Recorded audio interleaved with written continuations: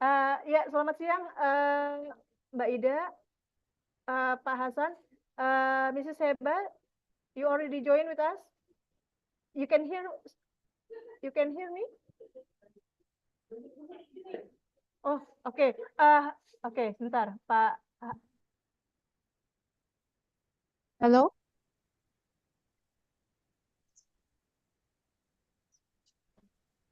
Dicoba unmute-nya. Yes. Sudah. Sekarang udah bisa. Sekarang udah bisa? Eh, Oke. Tinggal di-assign aja sebagai interpreter. Oke, di-assign dulu sebagai interpreter ya, sebentar. Biar kita coba setelah ini ya, Pak Hasan ya. Sebentar. Siap.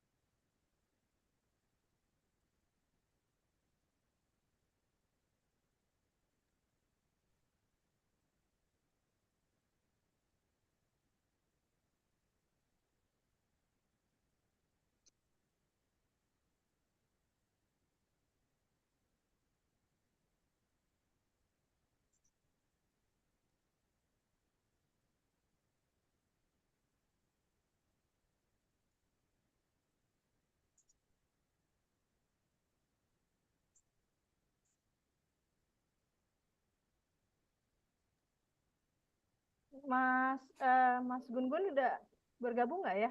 Ya, ya Mbak Ina. Mas Gun-Gun ini belum bisa terassign gimana nih, Mas? Ini udah ada belum Mbak? Apa? Udah muncul. Belum. Belum Di ada set tuh, Mas. interpreternya dulu. Interpreter belum muncul. Oh, kemarin kan sudah ada ya. Sekarang starter. Ya, oke.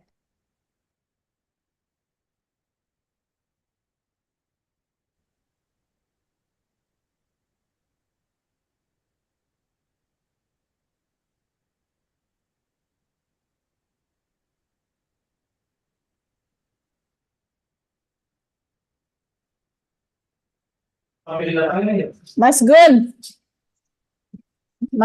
ini Mas Gun, setting interpreter gimana gue lupa. Itu di gambarnya ada nggak Mbak di situ? Ada interpretasinya ada. Tinggal gue assign, gue mau assign Pak Hasan sebagai interpreter. Oke, tinggal ditambahin Pak Hasan. Gue klik Pak Hasan dulu.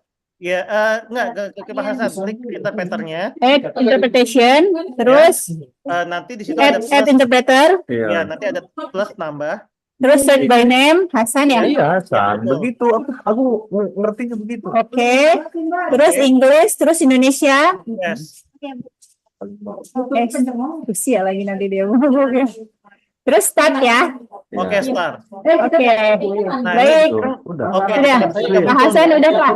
Nah, Kalau Inggris sih Halo. Gimana Mas Gun? di tempat saya udah muncul nih. Udah. Karena aku baru sign Pak Hasan jadi interpreter, jadi udah pada muncul harusnya ya. Oke. Oke, Pak Hasan boleh dites Pak Hasan. Kemarin ya? Udah selesai ya? halo. Oke, Miss Heba. And Mr. Hasan will. Benar, gue mau nanya yang kemarin di itu saya. Icon of the invitation.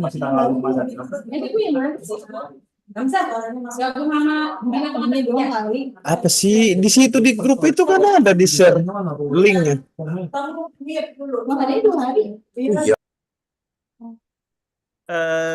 Miss Heba bisa, Yes, you can try to speak. yes, I'm trying now. Can you hear me okay? Pak Hasan,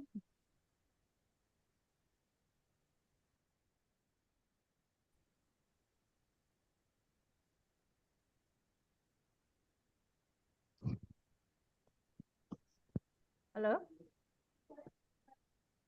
Ya, oke.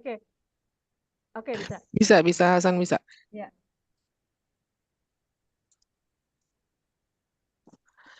Heba, can you hear me? Yes, I can hear you perfectly. Bisa dengar nggak Hasan?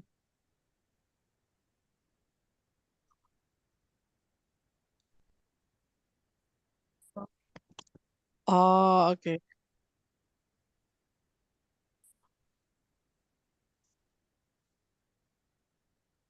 Heba, Yes, yeah, you can hear me? So yes. you might try to speak and then Hasan will try to translate. Okay. So today we will be talking about how to interact with persons with disabilities. Okay.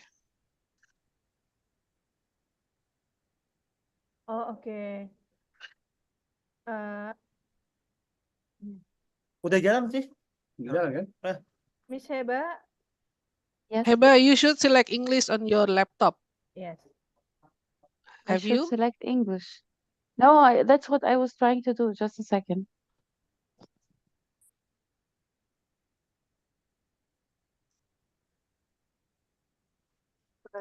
Coba dites lagi deh Hasan. Oh, belum ya dia, belum ya. See.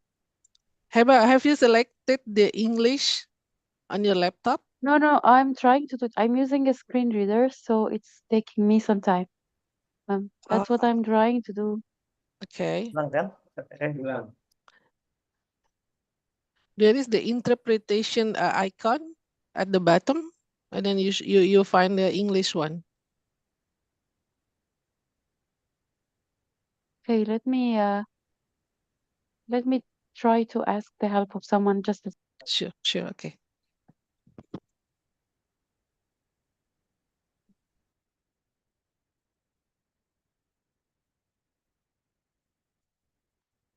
Mbak Indah, Mbak Intan ya ada ya, Hasan. Nanti arrangementnya gimana ya?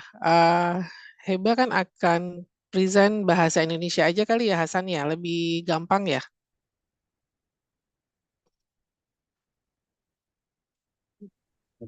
Halo, nanti arrangementnya gimana Mbak Indah? Any idea nggak atau saran baiknya gimana? Arrangement terkait. Nanti Heba presentasinya pakai bahasa version aja gitu ya. Oh ya. Jadi nanti kan stepnya ya. Nanti kan kita ada ini dulu ya. MC kan bacakan dulu ya untuk pembukaannya. Nanti Budir akan memberikan arahan gitu ya. Singkat aja. Terus nanti Diego. Kemudian nanti setelah itu akan sesinya Miss Heba. Nah untuk sesinya itu nanti saya akan pandu gitu ya. Nanti saya kasih sedikit apa namanya perkenalan diri. Terus dia langsung mulai diskusi aja. Nah untuk bahan-bahan materi kan nanti kita share screen nanti dari tim kami ini ada dua orang nanti ada Mas Yuda sama Mas Hamzah. Iya, yang ditampilin berarti yang bahasa aja ya Ya berarti ya. bahasa aja betul. Yang bahasa aja ya kan. Walaupun Hello? nanti dia. Yes, Heba. Now I selected English, I think. Okay. So can you hear me now? Yeah, I can hear you. Okay. Yes.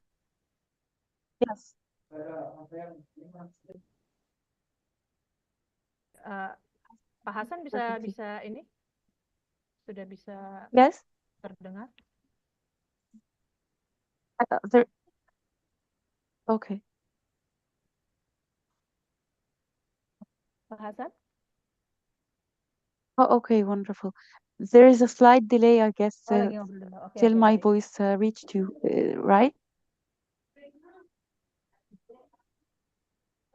Oh, okay, I can hear you too. Wonderful. And do I need to press this button when I join the meeting in the actual webinar too?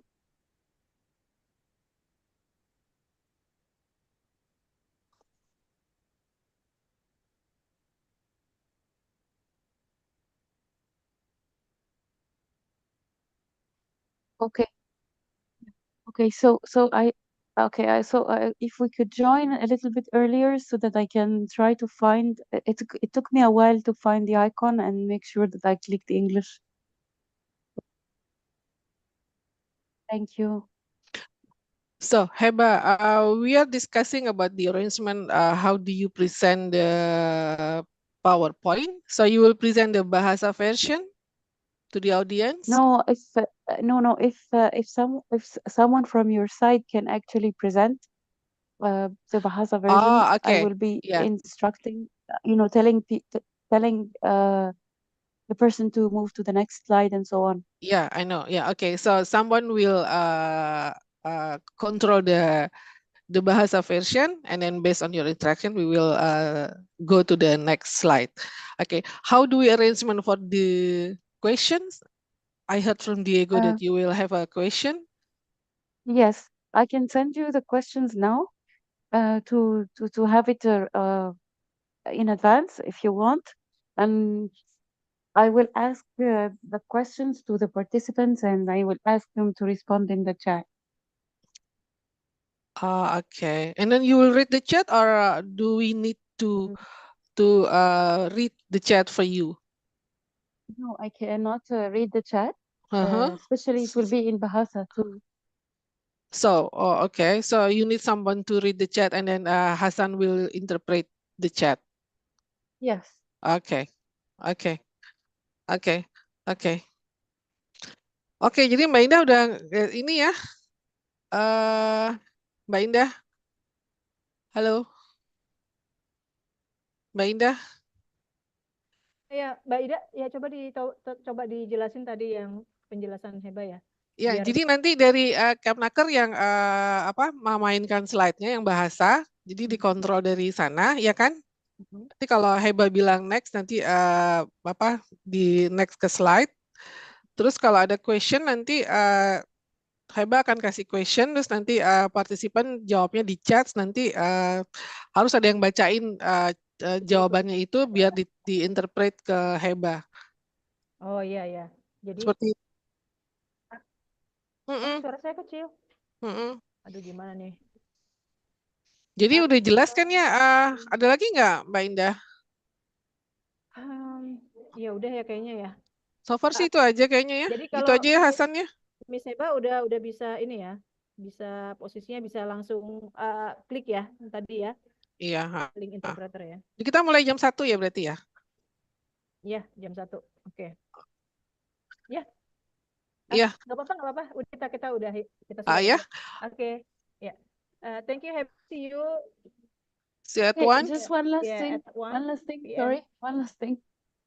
In the Baik. Terima presentation, kasih Pak there are Hasan, links Mas to some Gun, videos. teman-teman ya. Nanti kita ketemu lagi Are jam you 1. able to Oke. play the video? Oke, Mbak Indah. Thank you. Sebentar aku belum ke iniin. Kok aku udah nggak ada sih ininya? Hello? Aku Suara nggak kecil dengar. banget ya. Aku nggak dengar. Ini interpreternya Yeah, just one coba. last thing. One last Aku thing. keinget. The presentation has some videos. Are you able to play the videos or not? No. Yeah, I was me trying too. to. Yes, for the YouTube, right? The video in Yes, YouTube. Okay, yes. yes. In what slide? The time for the In the okay, let me get you the exact number. so we can prepare. Okay. So in slides, there are more than one video. So in slide 5, In slide 5, okay. Then and slide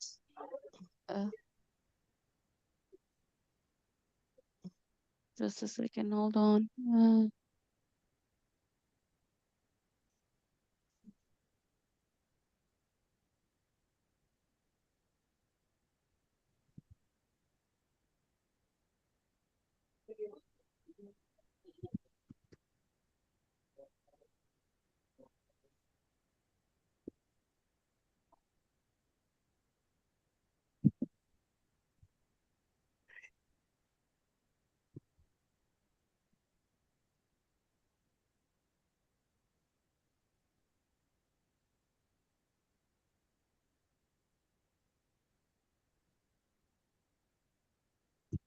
Hello?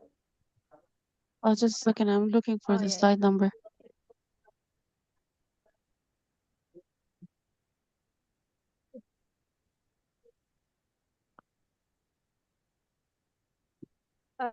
Actually, we just only get one video. Okay. Sorry, what? Yeah.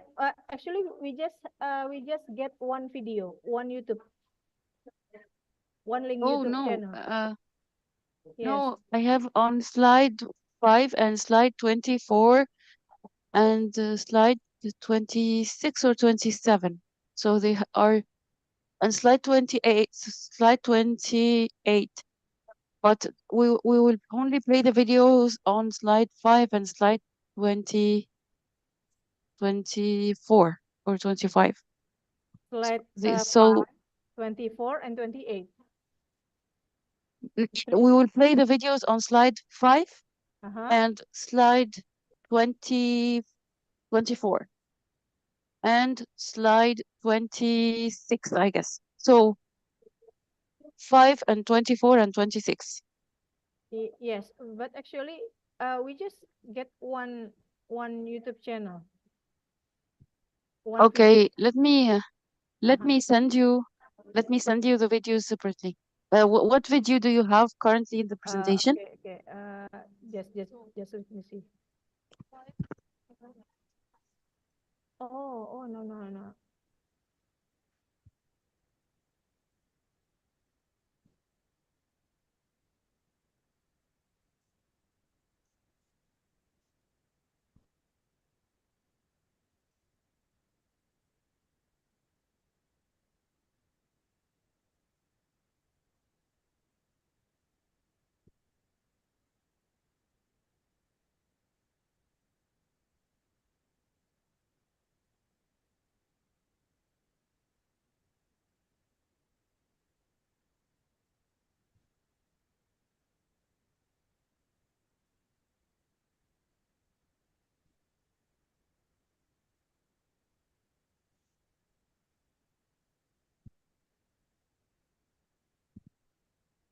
Iya ya.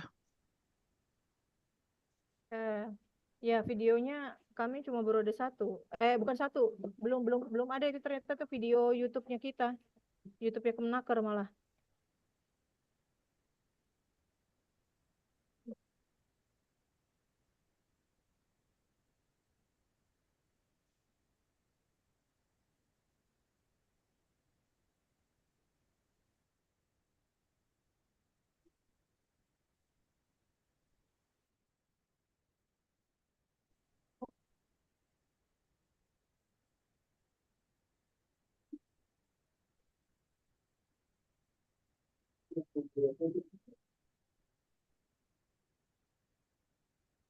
Hamzah, saya dijoinkan lagi Hamzah satu lagi.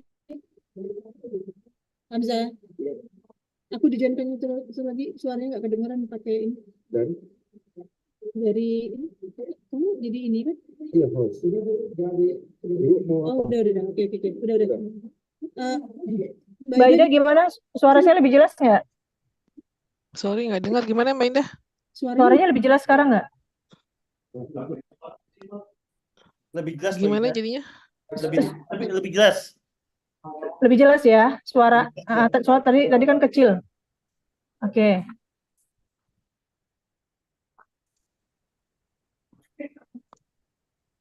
Oke. Miss Heba, you can Yes. send the link YouTube Aku nggak dengar suara Mbak Indah. to my WhatsApp number. I will send the link and the number of the slide that has this link.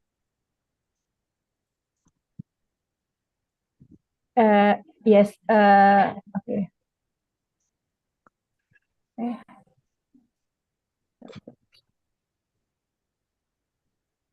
Mbak Ida nggak dengar suara aku, Mbak Ida.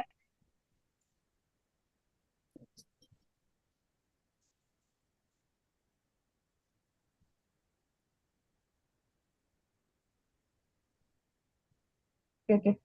Miss Heba, you can Yes. hear me. Yes, you can hear me, right? So this Yes, is yes. only one YouTube channel. Sorry? One Is this video. what? You just send me one video, right? Okay, For the I'm sending the other one. I'm sending the other one. but could you Mbak send Indah, to my WhatsApp? Iya Mbak ya. Indah dengar nggak? Yes, sure. Iya, aku I dengar, will aku dengar. send it Ya, again on your WhatsApp. Yep. Yes. Iya, oke. Gimana Mbak Ida?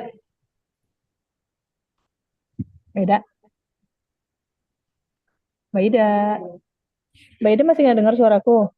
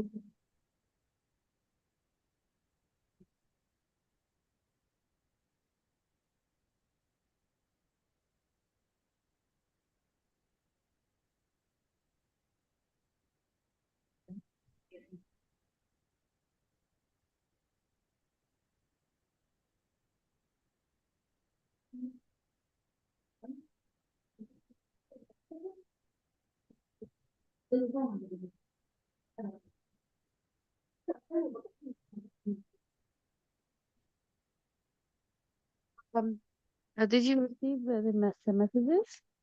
Yes, yeah, you already sent to me the video for the slide 24 and slide 26, Yes. right? Yes. And slide 28 has a video, but we will not play it because it's long. I only provided it for the reference Oh, if people okay. want to. And we have a video on slide 5. Do we have the video on slide 5 or should I send it also? Oh, slide 5. No, no, no, no. Okay, I will send it. Just a Yes, second. yes, yes.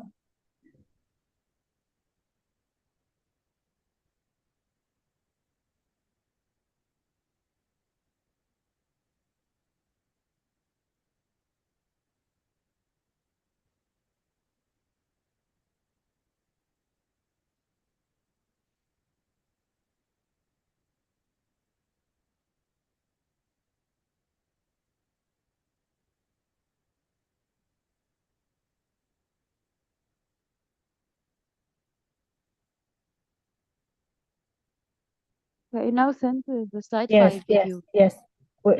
I already get all the video, right?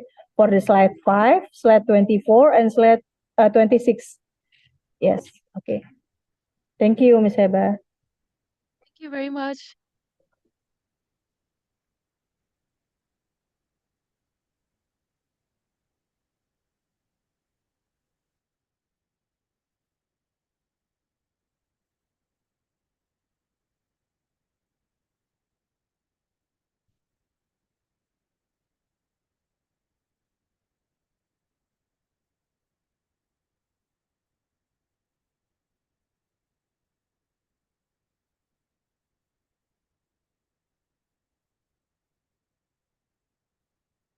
Yeah, okay. So I think for the trials it's enough. We will meet again at 1 p.m. Okay, thank you, Miss Heba. Ya, teman-teman nanti kita kumpul lagi di jam 1 ya. Mohon nanti bisa langsung di end meeting dulu ya, Mas Hamzah. Terima kasih.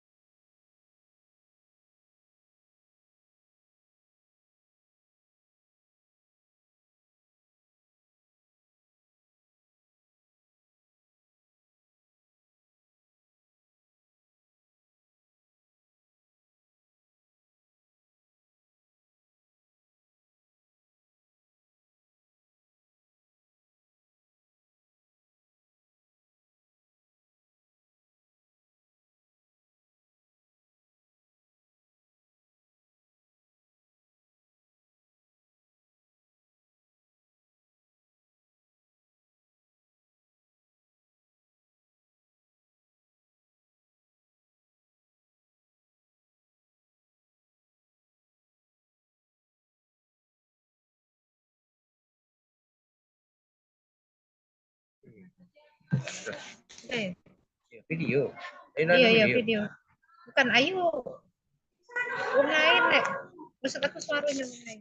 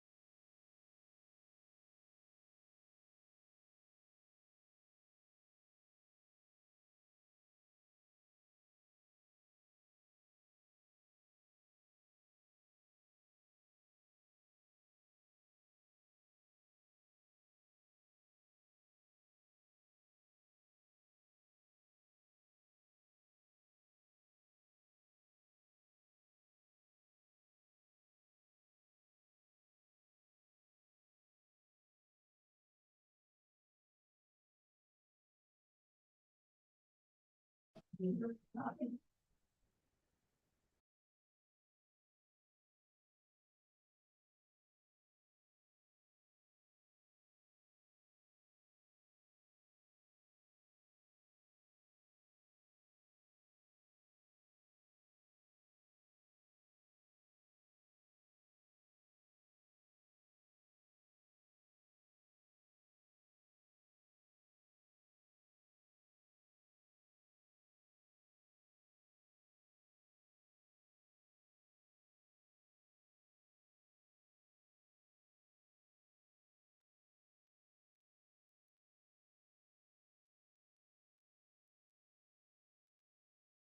nas nok usah no.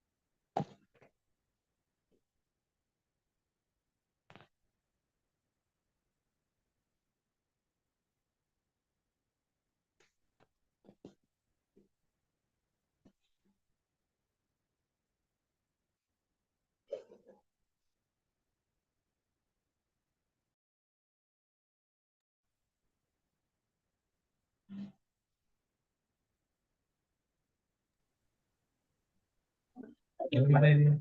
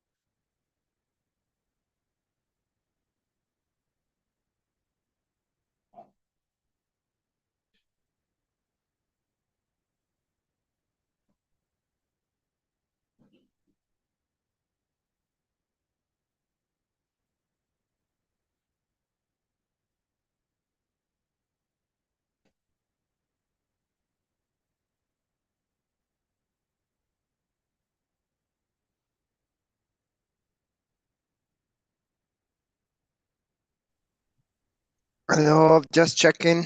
Can you hear me?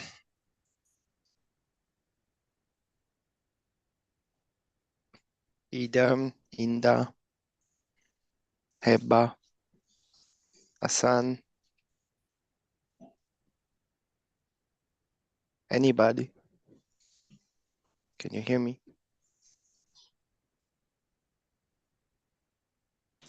Yes. Thank you.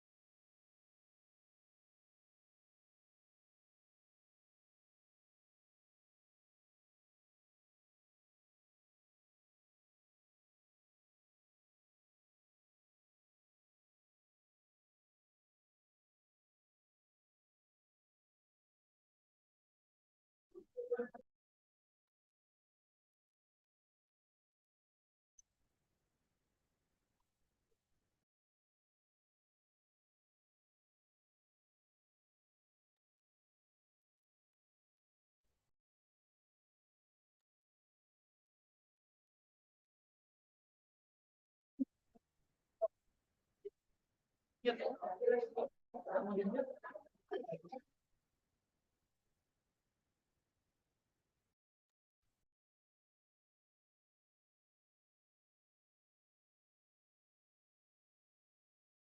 nih.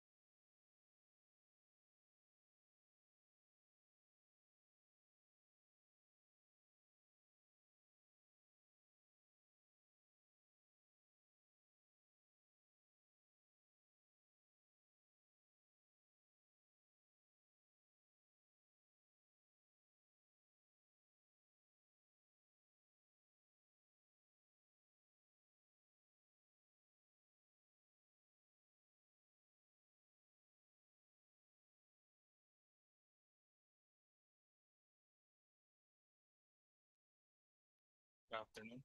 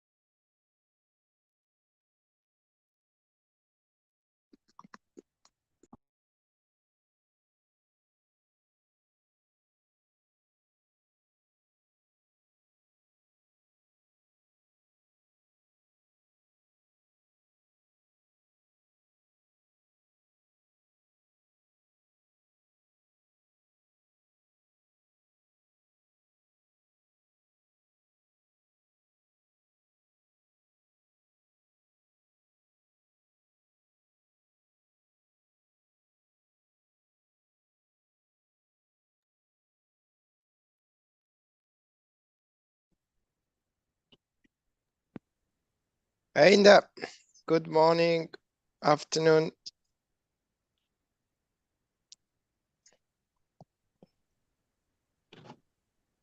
Good afternoon. Afternoon. I'm waiting to be assigned. Diego, Hi, Hassan. ready. Hi.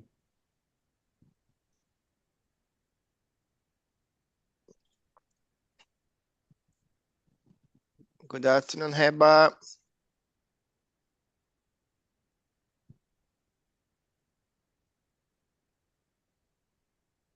Good afternoon.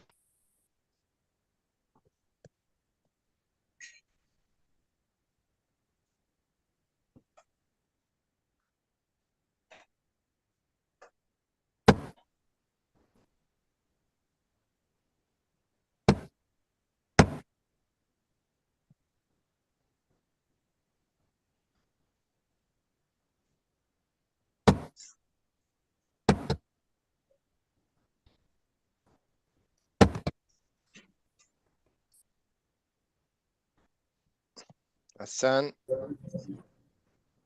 Yes, Diego. Okay, no, just checking because there was a sign. Indah, could we start? Hello, Diego. Yes, just 1 minute, Diego. We're still waiting for our director, Mrs. Nora. Ibu Nora is here. Yes, Ibu Nora. Good afternoon, Ibu Nora. Good afternoon. Baik, Bapak Ibu, kita akan segera mulai acara. Mohon nanti semua suara di mute dulu. Ya, kita bisa mulai.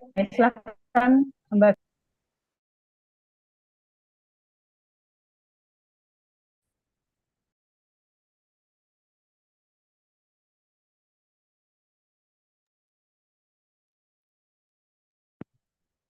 Mbak Indah, kalau misalnya bisa di-assign sebagai interpreter. Iya nih Hasan belum desain nih Mbak Indah. Interpreter-nya juga nggak ada ya? Interpretation-nya. Dari hostnya ada. Oh iya, ngilang ya. Yang hilang lagi nih. Sorry, Hassan. Okay, no. Interpretation is back. Okay, yeah. Very well, thank you. Could we just try to check if Heba can connect and speak? Heba, can you hear us? Hello, can you hear me now? Yeah, a bit far, but we can hear you. Okay, let me try to. Better this way? No, it's really the microphone a bit far from your mouth. Oh, okay. Can you hear me now? Perfect.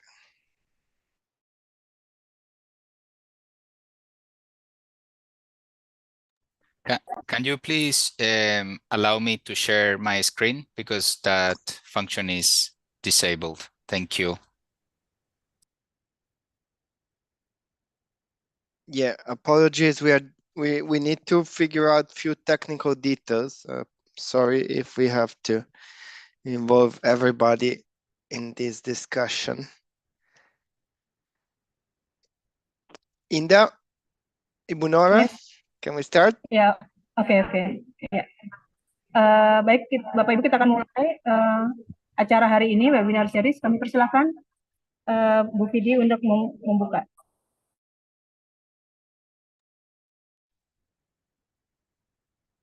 Assalamualaikum warahmatullahi wabarakatuh. Selamat siang, Shalom, Om Swastiastu, Nama Budaya, salam kebajikan, dan salam sehat untuk kita semua. Yang saya hormati, Direktur Bina Pengantar Kerja, Ibu Dr. Nora Kartika Setianingrum, SE, MSI, Employment and Labor Market Policy Specialist, ILO Country Office for the Indonesia and the Timor-Leste, Bapak Diego Rey, ILO's Council of Disability Egypt, Ibu Heba Khalif, para seluruh pengantar kerja yang saya banggakan. Puji syukur kehadiran Tuhan Yang Maha Kuasa karena limpahan rahmat dan hidayahnya, sehingga kita dapat berkumpul melalui Zoom meeting dalam rangka webinar series layanan pengantar kerja bagi penyandang disabilitas di Indonesia dengan tema Layanan Pengantar Kerja bagi Penyandang Disabilitas di Indonesia tahun 2024. Kegiatan ini dilaksanakan 3 sesi, yaitu tanggal 13, 14, dan 25 Maret 2024. Acara selanjutnya yaitu sambutan oleh Direktur Bina Pengantar Kerja kepada Ibu Dr. Nora Kartika Setianingrum, SEMSI, dipersilahkan. Ya, terima kasih Mbak Viti. Bismillahirrahmanirrahim. Assalamualaikum warahmatullahi wabarakatuh. Selamat siang, salam sejahtera untuk kita bersama. Om Swastiastu, Namo Buddhaya, salam kebajikan, salam sehat. Pertama-tama, marilah puji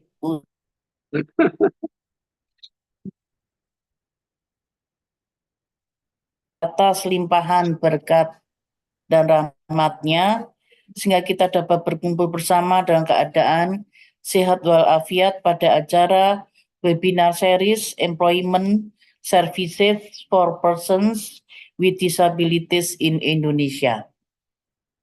Kegiatan hari ini merupakan upaya implementatif dalam pengembangan kompetensi pengantar kerja, khususnya dengan tenaga kerja disabilitas. Kami sangat menyambut baik dan sangat mengapresiasi kegiatan bersama dalam kolaborasi yang intens bersama ILO dalam kebijakan webinar series layanan pengantar kerja bagi penyandang disabilitas di Indonesia. Sebagai frontliner utama dalam penempatan tenaga kerja khususnya disabilitas, peran layanan pengantar kerja memiliki arti penting dalam mendukung inklusi dan kesetaraan di tempat kerja. Hal ini sangat penting karena mendorong inklusi. Layanan pengantar kerja membantu menciptakan lingkungan kondusif yang inklusif di mana penyandang disabilitas memiliki kesempatan yang setara untuk berpartisipasi dalam dunia kerja.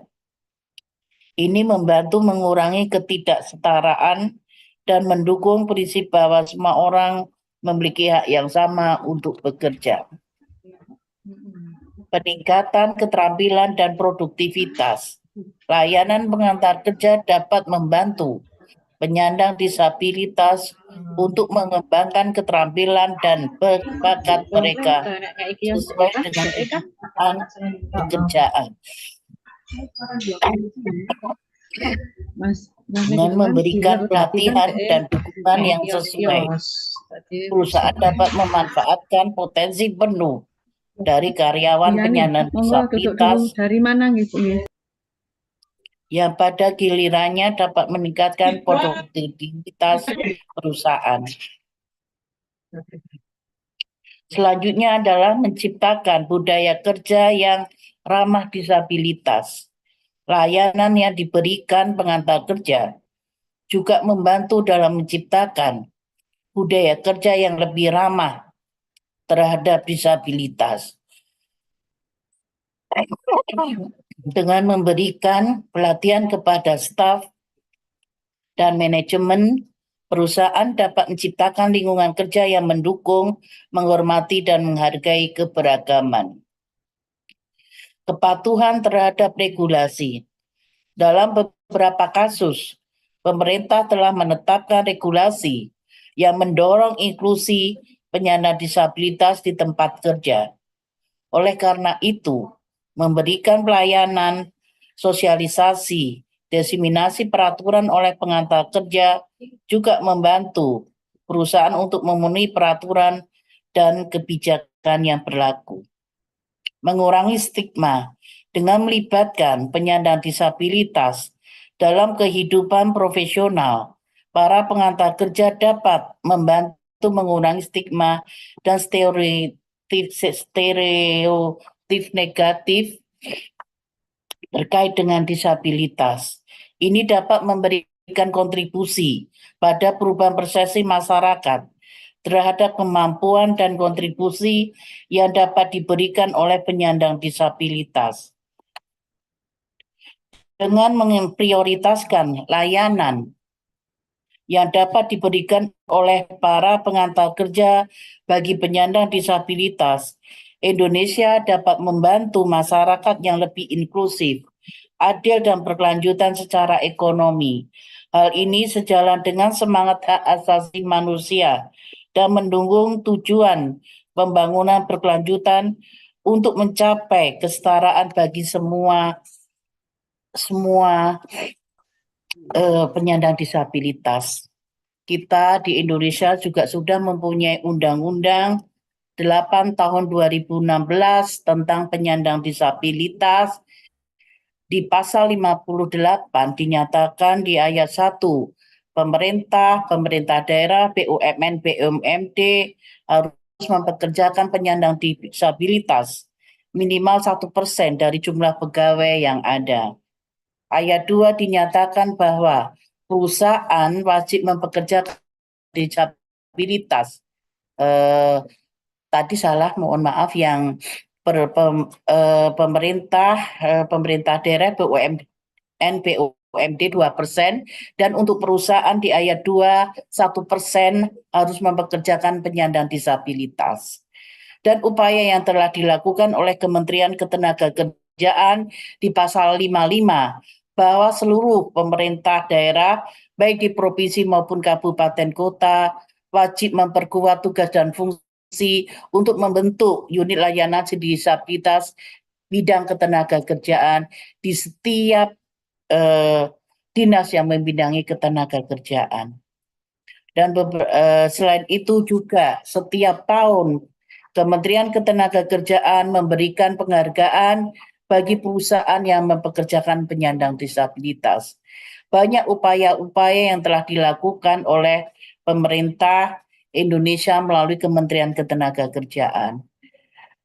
Hari ini webinar sangat luar biasa karena menjadi topik yang sangat seksi, menjadi topik yang menjadi perbincangan internasional terkait penyandang disabilitas, bahwa penyandang disabilitas mempunyai hak yang sama dalam berkehidupan, berbangsa, dan bernegara. Secara inklusif semua telah dilakukan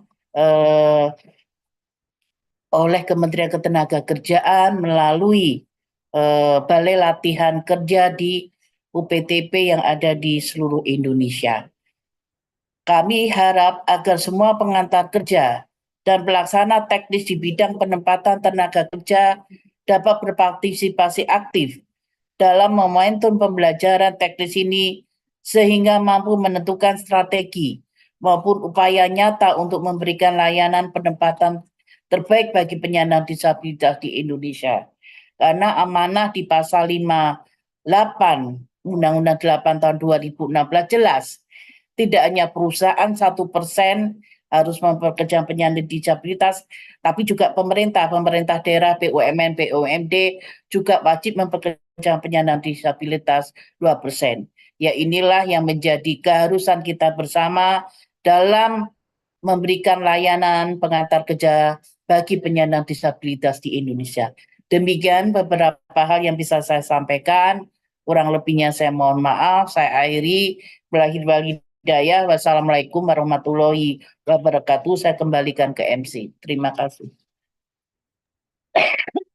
Terima kasih Ibu Dr. Nora Kartika Setianingrum, SEMSI. Waalaikumsalam warahmatullahi wabarakatuh. Acara selanjutnya, foto bersama di Zoom meeting. Untuk para peserta dan narasumber, dipersilakan untuk membuka kamera. Kita mulai pada hitungan ketiga ya Bapak Ibu. 1, 2, 3. Sekali lagi ya Bapak Ibu.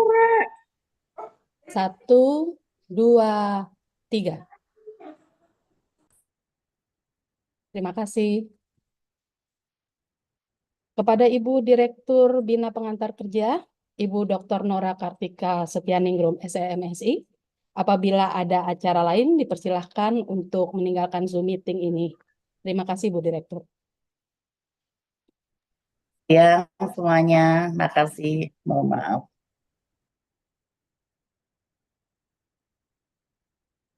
Acara selanjutnya, arahan yang akan disampaikan oleh Bapak Diego Rey, selaku Employment and Labor Marketplace Specialist, Country Office for Indonesia and Timor Leste. Kepada Bapak Diego Rey, dipersilahkan. Thank you, MC and Ibu Nora, Dr. Kartika, Ibu Dr. Nora Kartika. Very pleased to be with you. We are 370 right now, and we're going to start the first of our 3 webinar series concerning the offer of services, employment services to people with disabilities.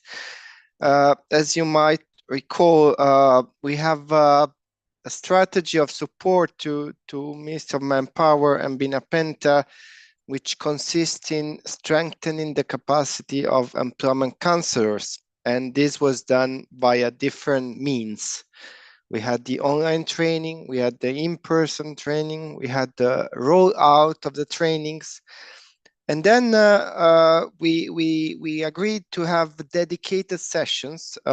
This one on disability, on offer of services to people with disability, and another one that will come later on offer of services to migrant workers. Now, this is all within the framework of the project, PROSEC ASEAN project, sponsored by the Ministry of Human Resources and Social Security of the People's Republic of China. Today, we are going to have the first webinar. The second one is tomorrow. The third one is on March 25th. And the 3 webinars will talk about slightly different things. Today, together with me is Heba Kolev. Heba is a consultant for the United Nations, many agencies of the United Nations. She deals with, let's call it, disability inclusion. And we wanted to have this session today because, as Ibu Nora said, you are the frontliner. You are the people that clients, job seeker, go to see first when they need help. And some of our clients might be people with disabilities, and whether you have been trained or not, we may not be fully sure how to behave, what to do, what to not do. And before talking about technical issues, how to help people with disabilities to find a job, this will be my colleague Anna Karin tomorrow, and how to convince employers to offer jobs to people with disabilities. We wanted to expose you and understand a bit better how we should behave or not. And this is why we called Heba Kolev, who is based in Egypt, in Cairo. Thanks for being with us early morning. She will talk about some basic standards, basic insights, procedures, tips, and she will also explore with us a little bit on the self-employment option.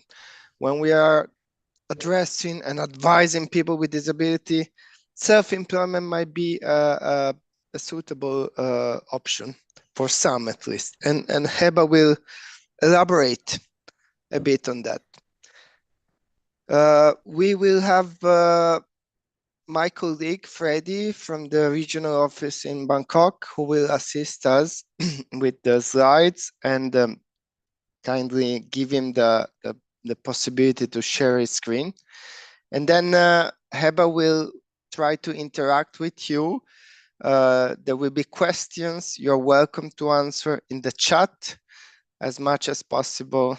Hassan, the interpreter, will translate for her. No further ado, I'll give the floor to Heba, and once again, very happy you're here with us. Thank you.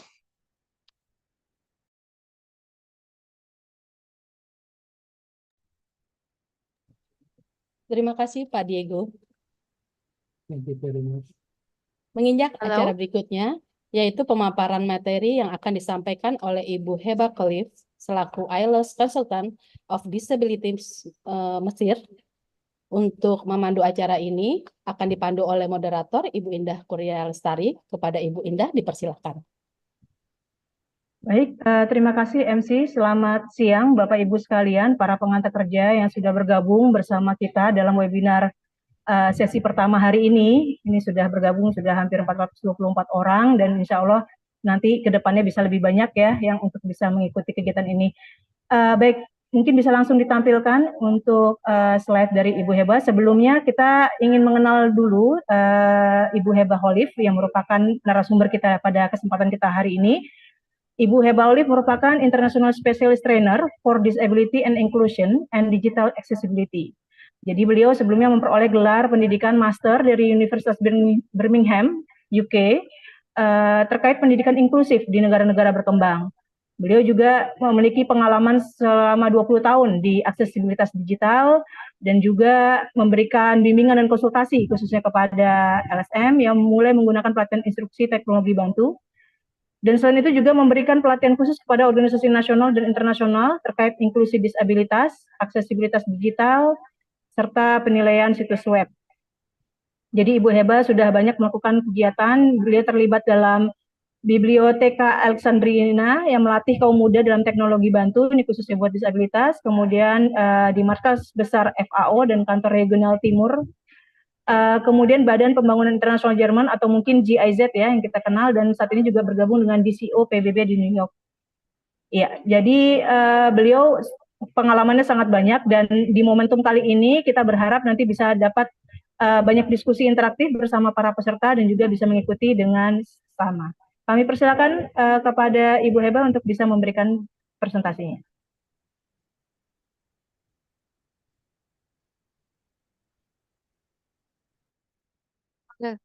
Good afternoon, everyone.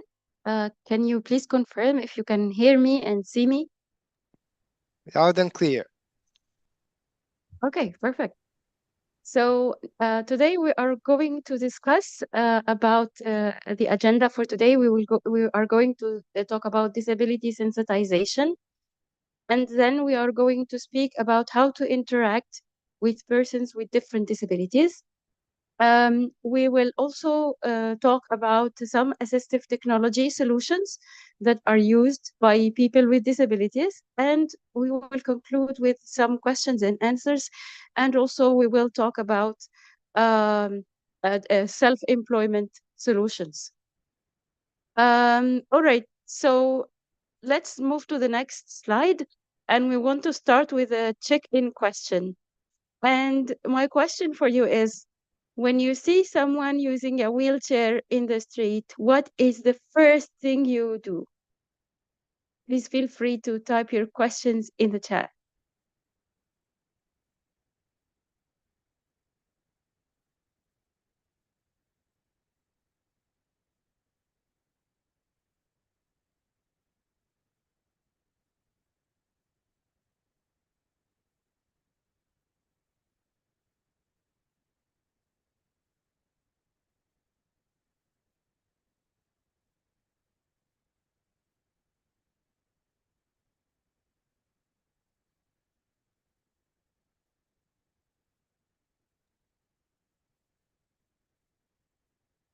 I'm unable to hear the English translation, so I'm not sure what the answers are.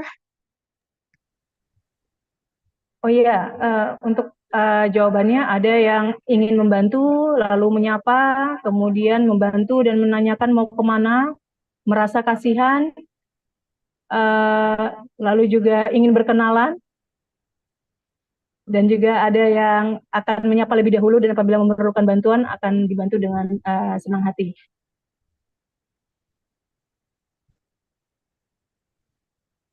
Okay, Ada so juga I'll yang ask menjawab. you a question, another question.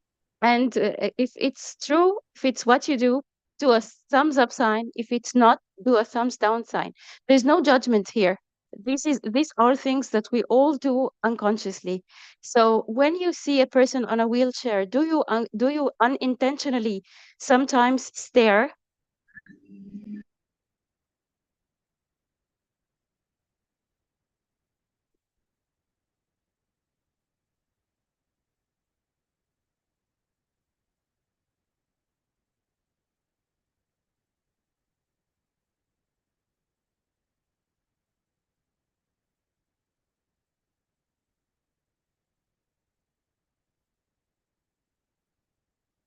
Okay, I can hear from my screen reader that there are some answers coming in, which is really good. Thumbs down, good. Good.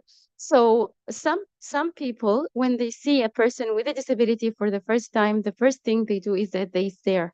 At least this is how it is in Egypt, because people with disabilities are not exposed to the rest of the society.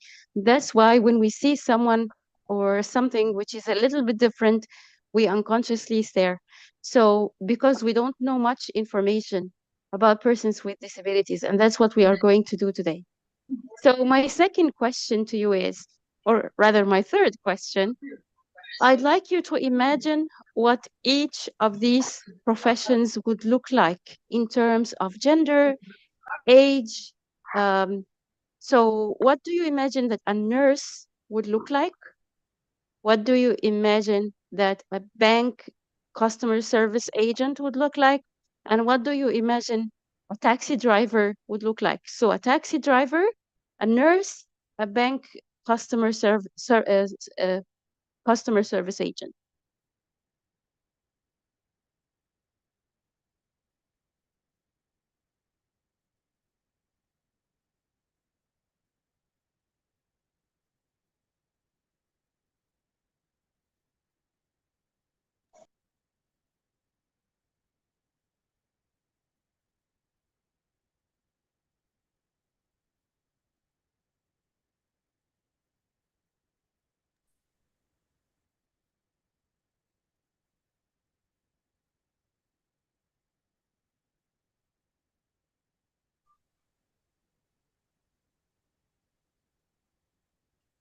The customer service agent is getting popular. Lots of people try to imagine what a customer service agent looks like.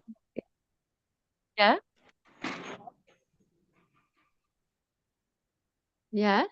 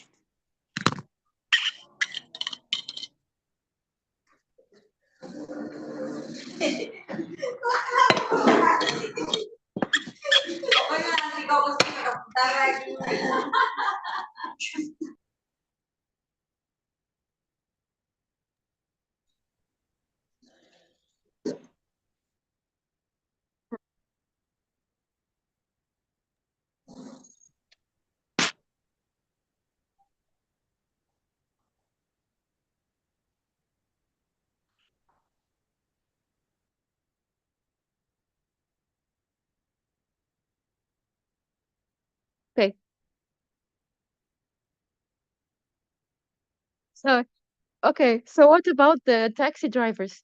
Did you imagine what a taxi driver would look like, or a nurse?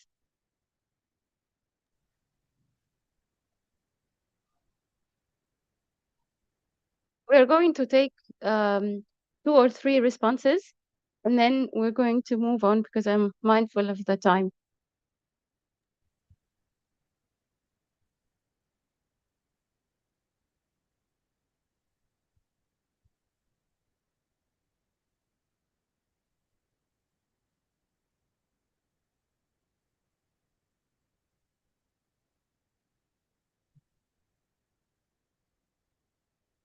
Wonderful. All right. So I will ask you a question. Did any of you imagine that any of these jobs would be done by a person with a disability? Maybe the taxi driver is a wheelchair user, or the customer service agent is a person with visual impairment, or maybe the nurse is someone with the hearing impairment, perhaps, or who is neurodiverse. So because we do have all of us have these unconscious biases, it is very hard for us to imagine and think that person with a disability might be holding these jobs. We always have some stereotypical ideas about what each profession must look like in order to match the image in our minds. All right, thank you very much for your responses. And now we will move to the next slide, where we are going to watch a video that will introduce us to how we interact with people with disabilities. And we are, after that, we are going to have some reflections on the video.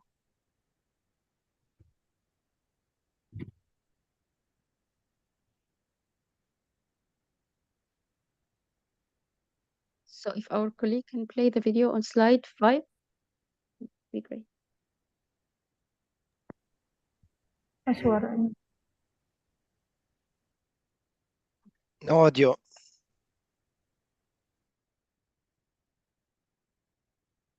And we cannot share the audio? Iya, iya ditunggu sebentar, sedang disiapkan. Okay, sure. Sure.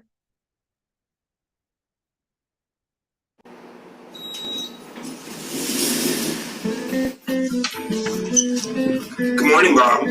Good morning there. Hey, man.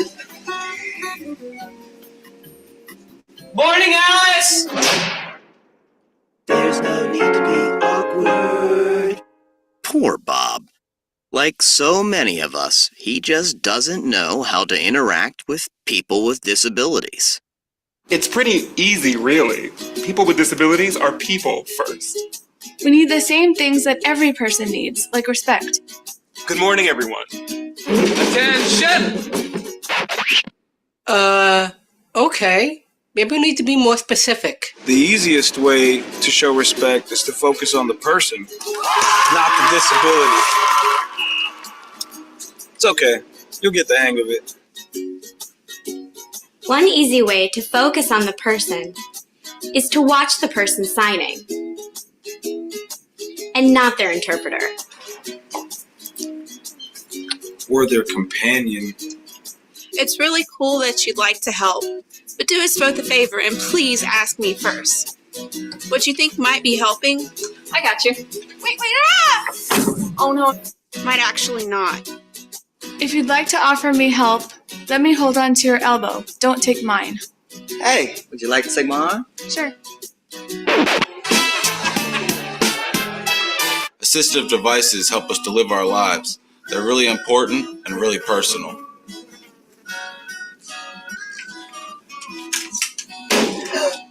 Grabbing them only makes it weird for everyone.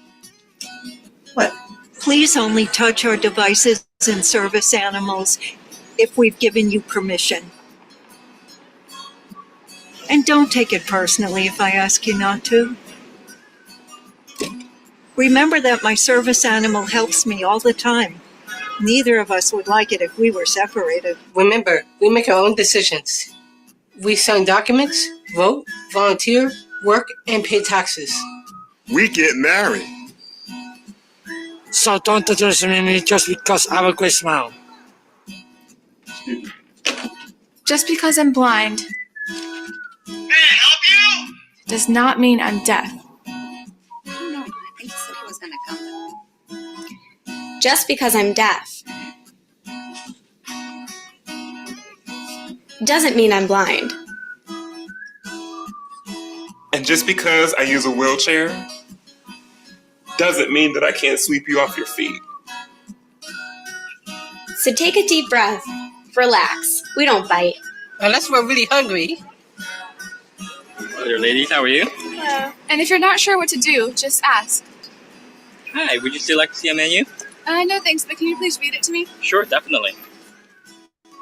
Just treat us the way you would want to be treated, and we'll all be okay.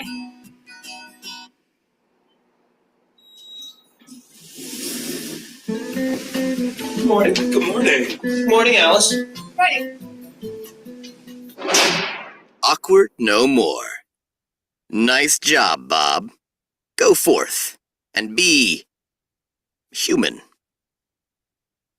There's no need to be awkward. I used to be a corporate lawyer. I was a housewife. I was a lecturer. I took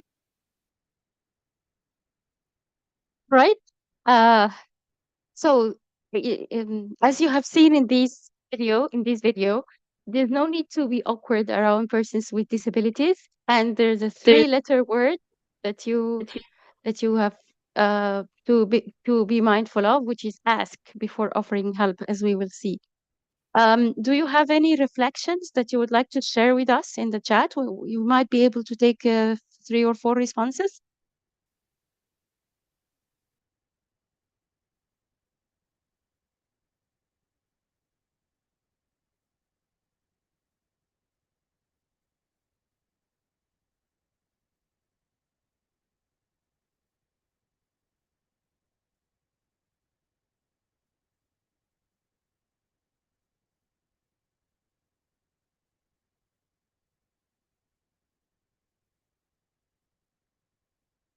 Great.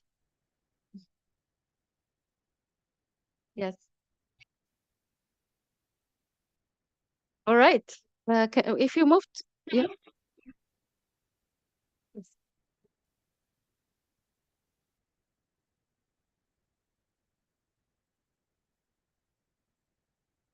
Perfect. Perfect. Thank you very much for, yeah. Yes, exactly. Exactly. Thank you so much for your responses and for being an interactive as possible, which is really appreciated. So if we move to the next slide, why do people with disabilities need counseling, especially in employment? Now, with the demographic shifts, everyone moves from one place to another. That's why they might be in need or seeking employment much more frequently than what they used to do before. Also, the enactment and enforcement of laws, several rights laws, which enabled persons with disabilities to have more employment opportunities that were non-existent before, makes them also in need of counseling. Also, the more accurate portrayal of persons with disabilities help people with disabilities to have more jobs open for them. Like, they are not seen as individuals who have to stay at home and be hidden from the rest of the society. They are more interacting and communicating and participating with society. Next slide. So, according to the UN Conventions on Rights of Persons with Disabilities, people with disabilities are persons with long-term physical, sensory, mental, or intellectual disabilities that are in interaction with various barriers in the environment, can hinder their full and effective participation in society. So, for example, let's say I'm giving you a document to read, and this document is written in Braille. Will you be able to read it? If you are not Braille readers, you will not be able to read it. So I created a disabling situation. I created a disability for you, although you don't have any impairments. So we often speak about a formula that says impairments plus barriers equals 100 disability, 100% disability. So if I presented you, if you are, for example, I'm a person with visual impairment. If you give me a printed paper to read, then you're creating a disabling situation. I will not be able to read this paper. And impairments plus accessibility will give us 0% disability. So if you give me the same paper, but in Braille, or in electronic format, in accessible electronic format, I will be able to read it. So that will not create the disabling situations. Now, 80 to 90% of people with disabilities are of employment age and are facing higher rates of unemployment. So that will give you an idea about how much people with disabilities are finding it challenging to find jobs. Next slide, please. So there are a number of models which are used to perceive and view disability. They are the biological or medical model, the social model, and the biopsychosocial models. There are far more models than that, but I just selected 3 of the main ones. Next slide, please. So the medical model, or the biological model, or the individual models, these are all names that describe the same thing. It views disability as the problem of the individual.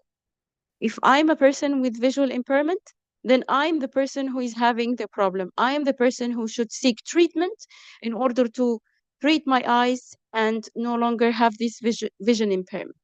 If I'm a person with a physical impairment, I have to seek assistance in searching for paralysis or a wheelchair to use. Now, of course, it is very important to have these medical solutions to help people, improve their vision or get adaptive devices.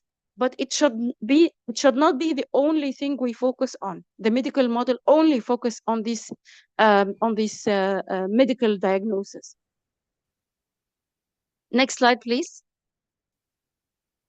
As for the social model, it takes into account the physical and the environmental barriers that are in the environment that might hinder the participation of persons with disabilities in society. That's why the social model stresses on the importance of that disability comes from the society and not from the person. Because when the society is accessible, there will not be any disability. When the society is inaccessible, that's what creates the disabling situation. Next slide, please. Now, the biopsychosocial model, this model takes into account disability as a multifaceted phenomenon. It takes into account the medical diagnosis and the medical aspect of the disability issue, and also takes into account the social factors, like that the environment has to be accessible. So it perceives that disability results from the mutual interaction between people with their health conditions and the physical factors surrounding them. Next slide, please. So because words matter and language really helps us to shift our minds and helps us build a perspective about a concept. That's why agencies like the United Nations have created the Disability Inclusive Language Guidelines, which are provided in a link in the presentation. And when we share the presentation, we will ensure that the link is active.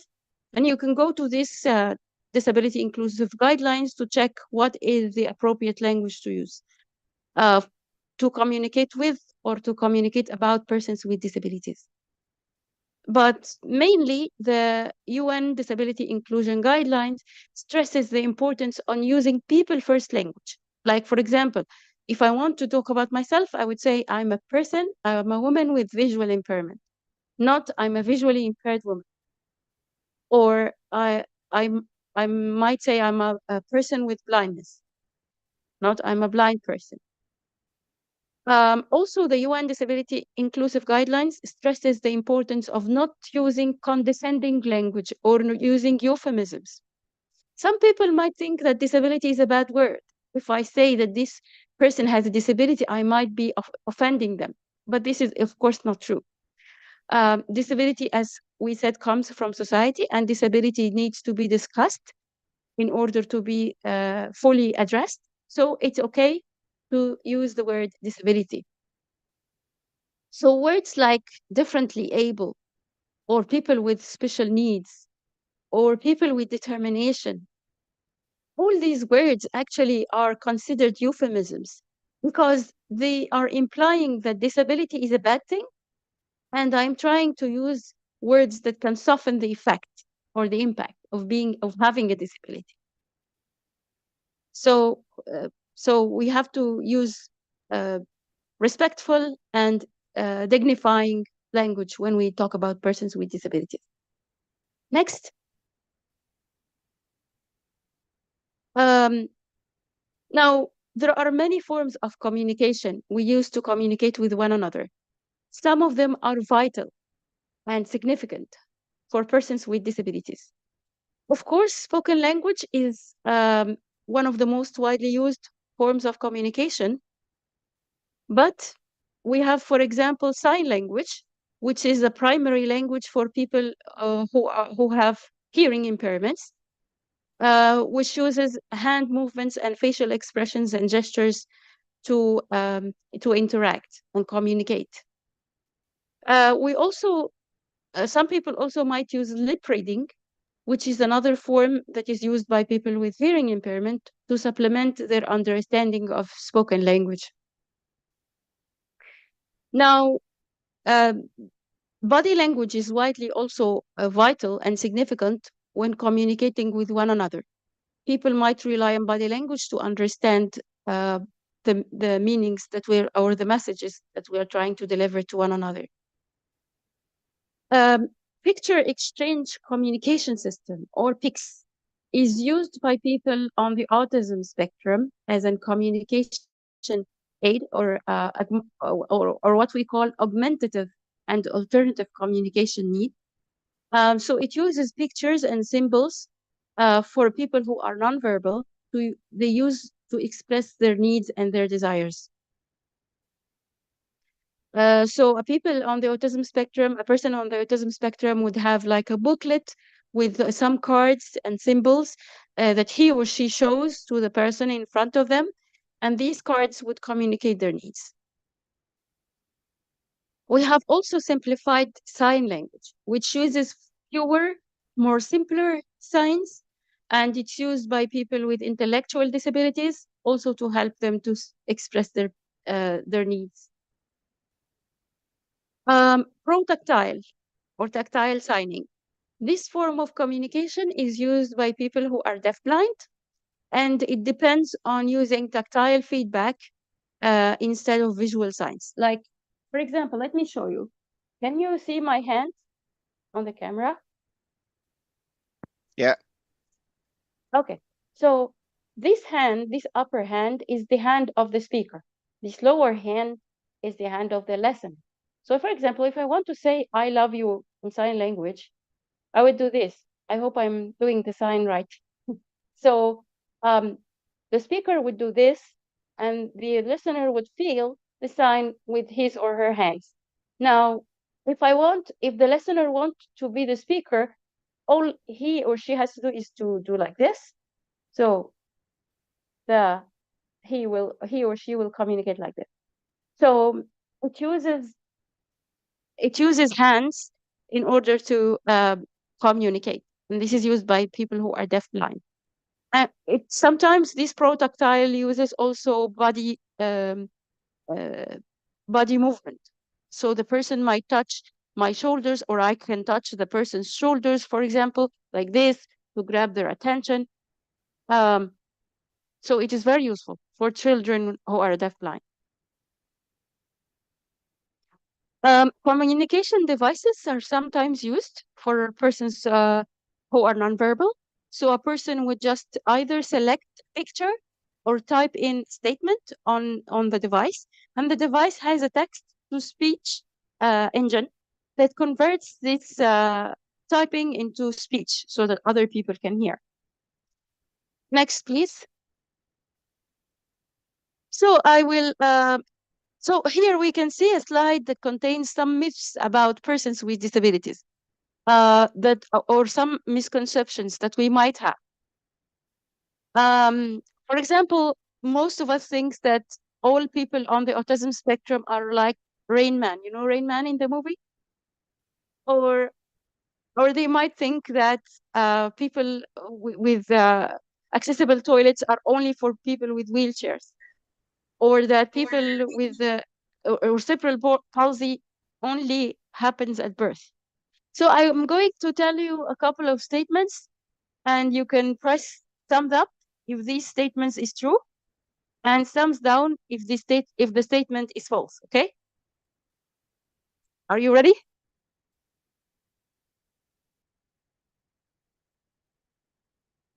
Okay. So people with visual impairment have better hearing. True or false?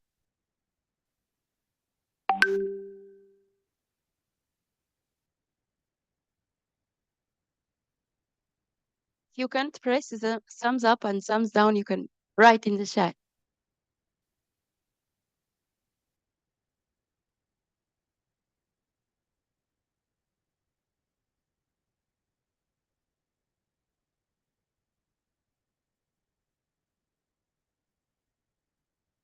Would you like me to repeat the statement?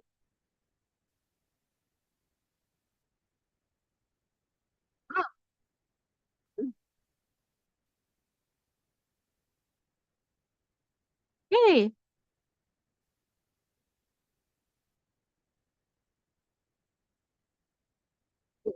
So the thumbs up are more than the thumbs down? We can say that. Would you be so disappointed if I told you that this is not true? This is not true. So what happens is people with visual impairment are not born with better hearing than people without with the sight, but they learn how to use their hearing in a number of ways which people without sight do not. So I will tell you an exercise that we can all do now. Okay.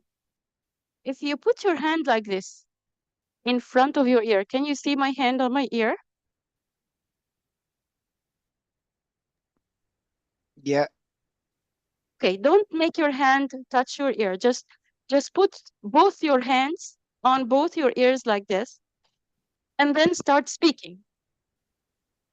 And while you're speaking, move your hand down suddenly.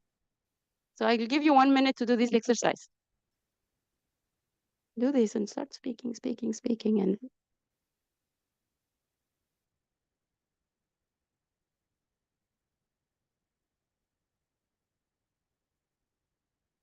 did you notice that there was something like a barrier when you were putting your hand near your ear, and then this barrier fell away when you moved your hand away from your ear?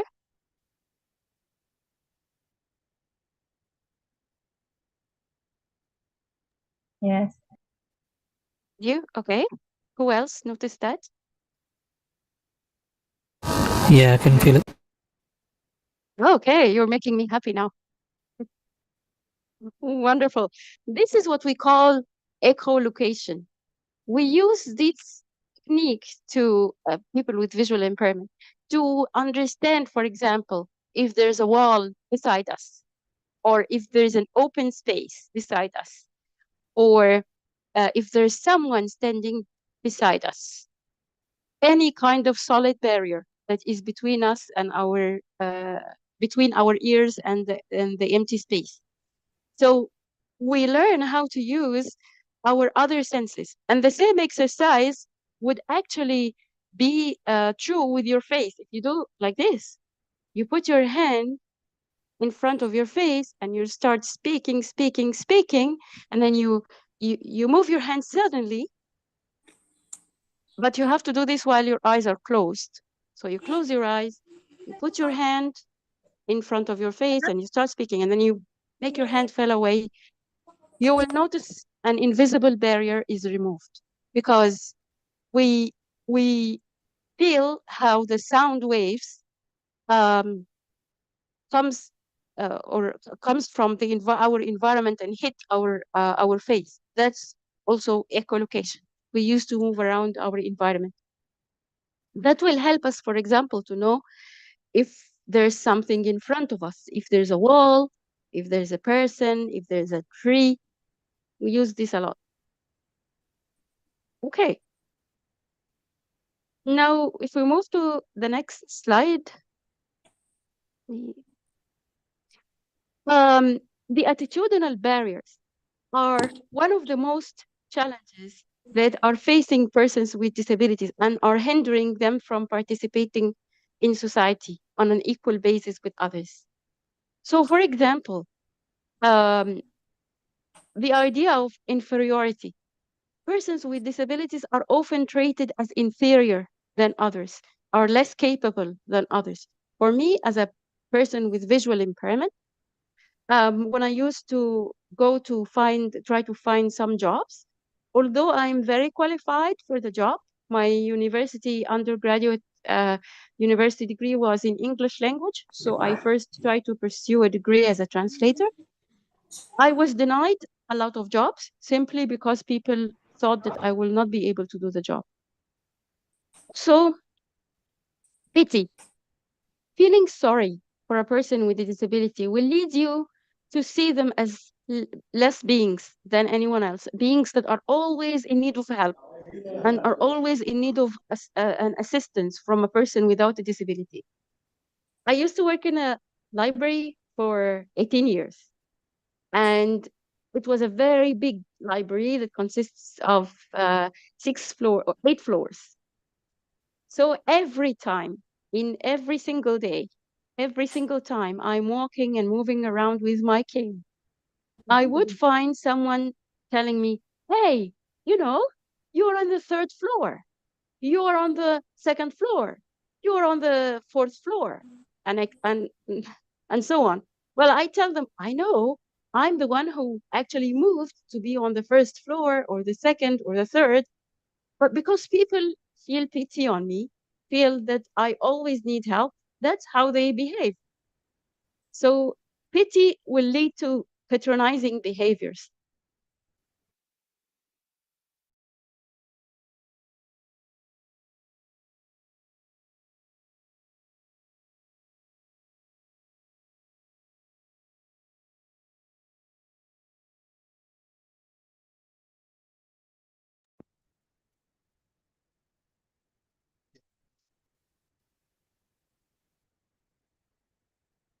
Do anything. I'm innocent. I didn't mute myself. Okay, can you hear me now? Yes, yes, yes. What is the last thing you heard?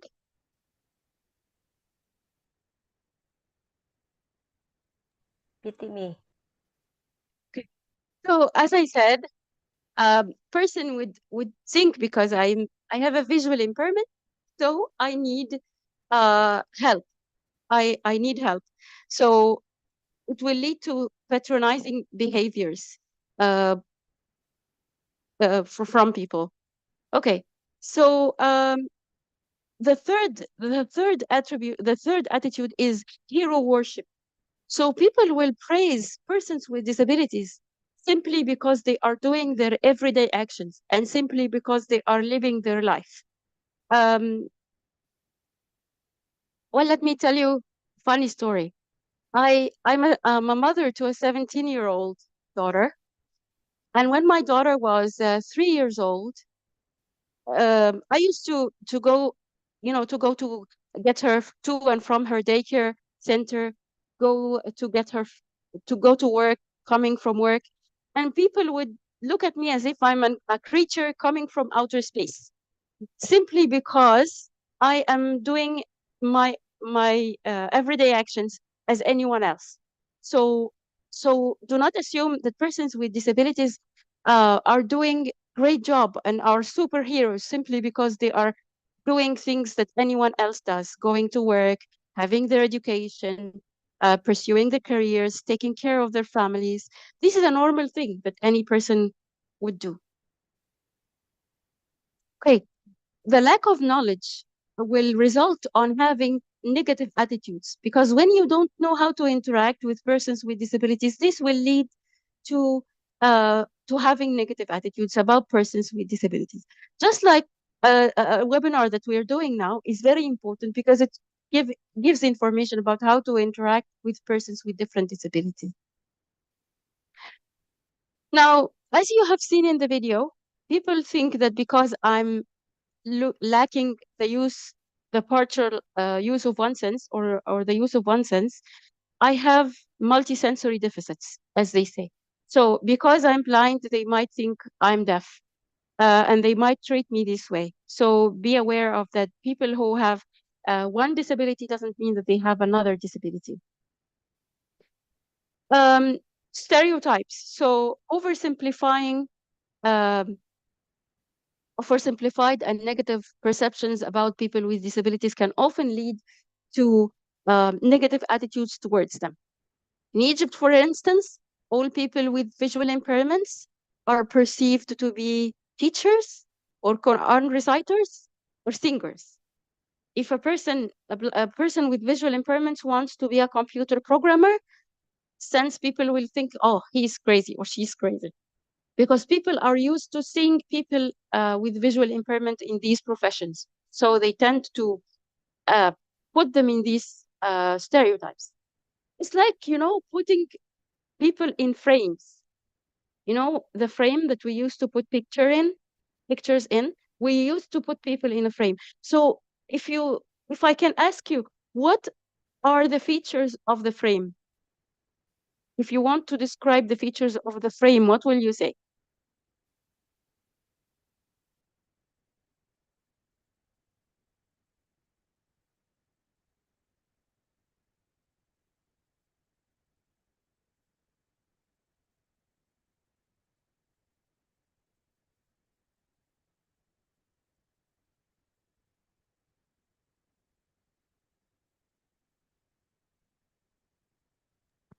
But once again, what is the question?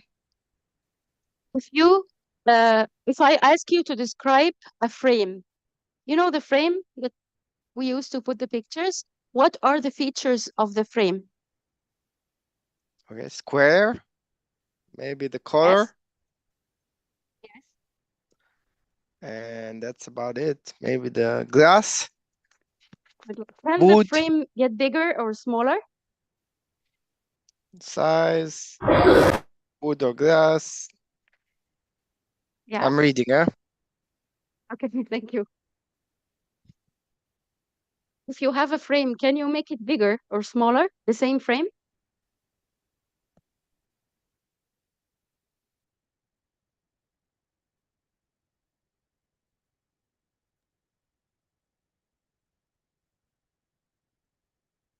Yeah, you can get a bigger one, another frame which is bigger. But if you have the same frame, can you make this frame getting bigger or smaller? No. No, exactly. So when you put persons with disabilities in a frame, you cannot see them in any different way rather than the way that you have framed them with. In the frame, you cannot get the photo out of the frame. The photo cannot move. The photo is imprisoned in this frame. It cannot move.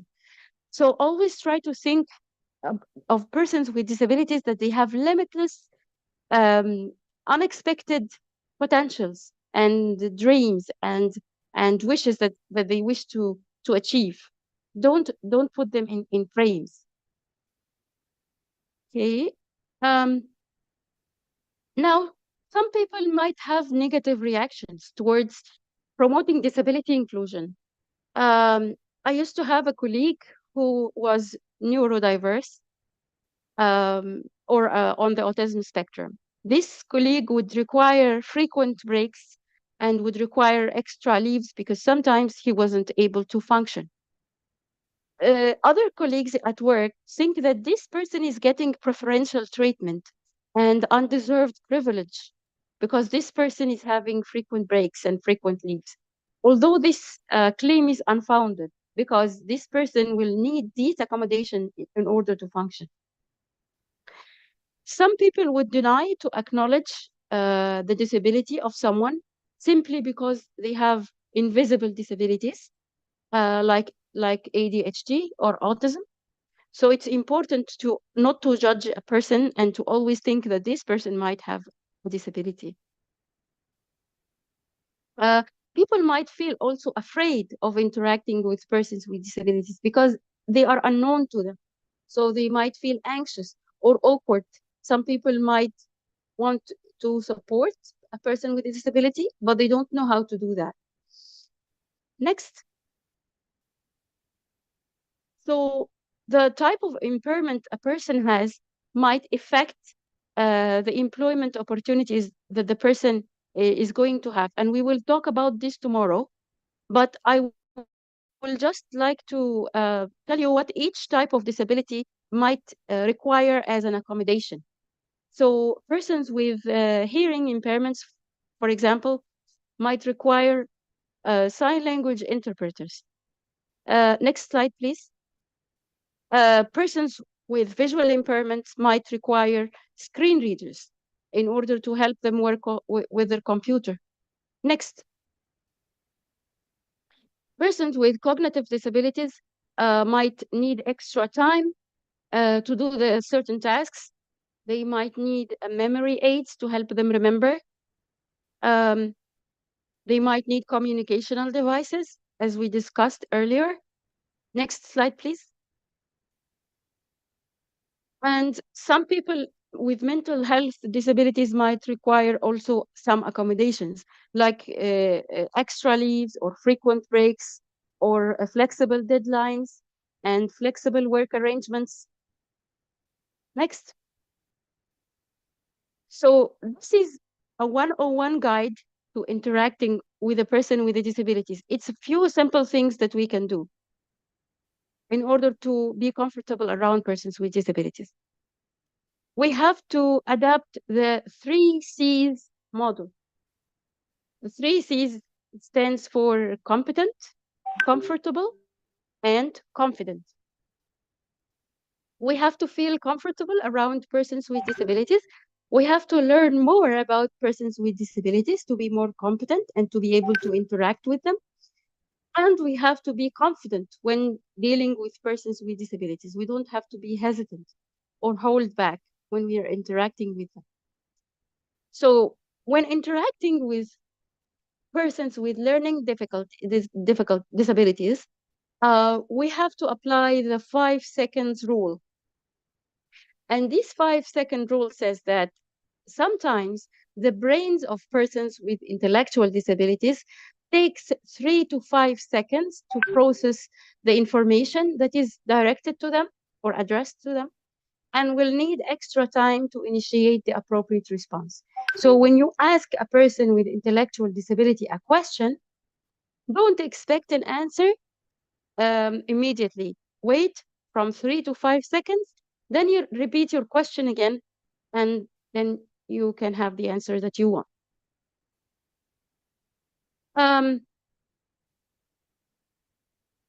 As we said, talk to the person, not the companion or the sign language interpreter, and speak directly and clearly and confidently to a person with a disability. Always try to use empathy and not sympathy. So what is the difference between empathy and sympathy? Now, empathy involves your understanding of the person's challenges and your willingness to provide assistance and support. But with sympathy, you think that this person is less capable, less able, unable to take decisions for themselves, always need your help, and this will lead to patronizing behavior. Next. So when we're interacting with person with visual impairment, we have to understand their needs. So what do they need? They need to have a sighted guide in a new environment, and we will watch a video that will tell us how to do a sighted guide. They might need mobility and orientation training in a workplace.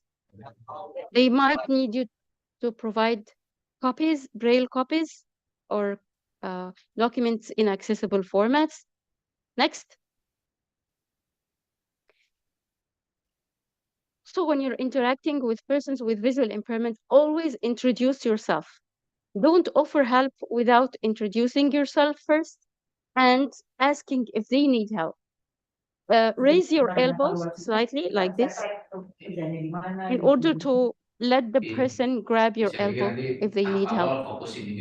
I'm mindful of the time, so please let me know if the time is Anisa, could you please mute your mic, please? Mr. or Miss Anisa, please.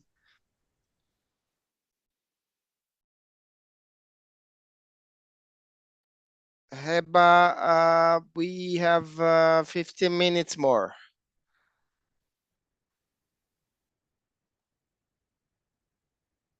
Okay.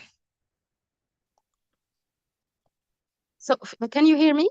Yeah, 15 minutes more, Heba. Thank you. 15. Okay, so let's go. Let's watch the video now in the next slide. And then we will talk about persons with hearing impairment, and then we will conclude.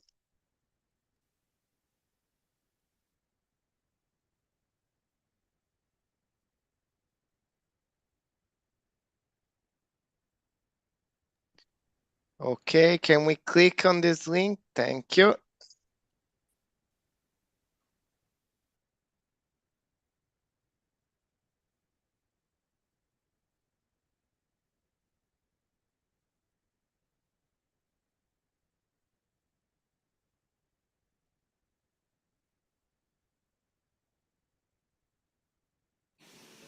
Hi, my name is Larissa Desaias. I'm a certified orientation and mobility specialist, which we shorten to O&M. I teach people who are blind or visually impaired how to travel safely and confidently indoors and outdoors, and I give people an opportunity to practice their new skills. The first thing I want people to know is a technique for walking with another person called guide or human guide. For this video, I will call it the more traditional term sighted guide, although a person who is visually impaired can be an excellent guide if they are skilled travelers themselves. For this video, you are the guide, and your companion is the person who is blind or visually impaired and requesting assistance. Sighted guide technique allows both people on the sighted guide team to feel comfortable, safe, and actively walking together. So, how does it work?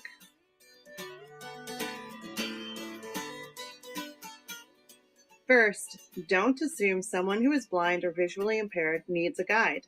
Ask, would you like me to guide you? If the answer is yes, touch the back of your companion's hand with the back of your hand and let them follow your arm up to the elbow. They should hold on to the back of your elbow with their hand in the shape of the letter C, like they would if holding a cup. If your companion needs more support, then it's okay for them to link arms with you.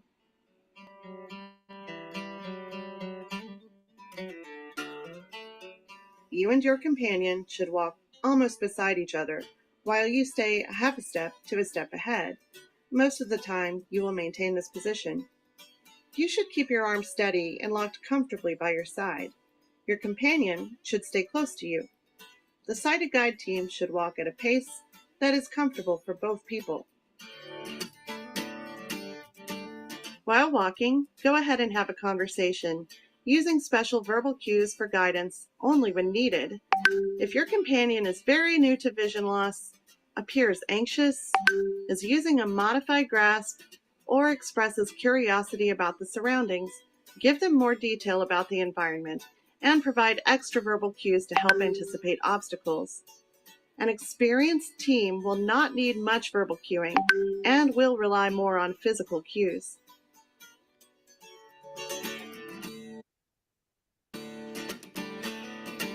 When you approach a narrow path, or need to walk through a crowd, or go through a door, bring your arm behind your back to cue your companion to line up single file. It's okay for your companion to let their hand slide down from the elbow to the wrist to allow more room for walking. At the end of the narrow space, bring your arm back to your side to resume walking in a basic sighted guide position. When you approach a seat from the front, approach the front edge of the seat squarely. Bring your companion's legs up to the seat of the chair until their legs touch it. Most people should be able to seat themselves at this point. In special situations, when extra assistance is needed, watch to make sure the seat is clear and say something only if your companion's safety is clearly at risk. When approaching a seat at a table, approach the chair squarely from behind. Place your hand on the back of the chair and allow your companion to follow your arm down to the back of the seat. Again, most people should be able to seat themselves at this point.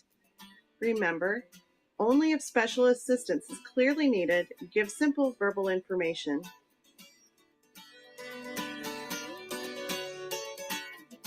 When you approach a curb, stop at the top or bottom as square to the curb as possible. Allow your companion to catch up to you. Take a clear, deliberate step and, this is important, keep your guiding arm locked by your side. This gives clear information to your companion about the height of the step. Stop for a moment to allow your companion to catch up with you, then keep walking in the usual sighted guide position. Stairs are similar to a curb. Stop at the top or bottom squarely. Allow your companion to catch up with you. Make sure your companion can grab the railing if one is available. As you go up or down the stairs, stay one step ahead of your companion. Again, except in special circumstances, keep your arm locked by your side. Stop at the end of the stairs and allow your companion to catch up. Then keep walking as usual. Describe the steps if they are unusual. It's okay to mention if there are a few or many steps. Do not count the number of steps, as this is distracting and not the safest practice.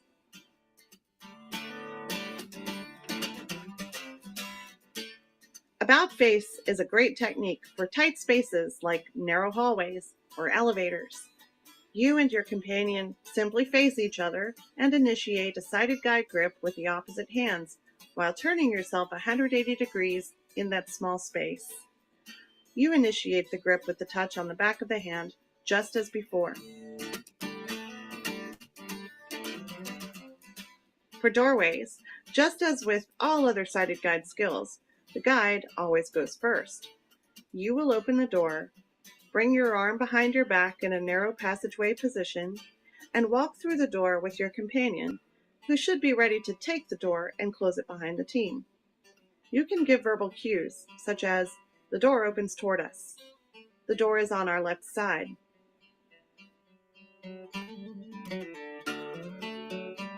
It's easier and safer to keep a car door closed when you approach it with your companion.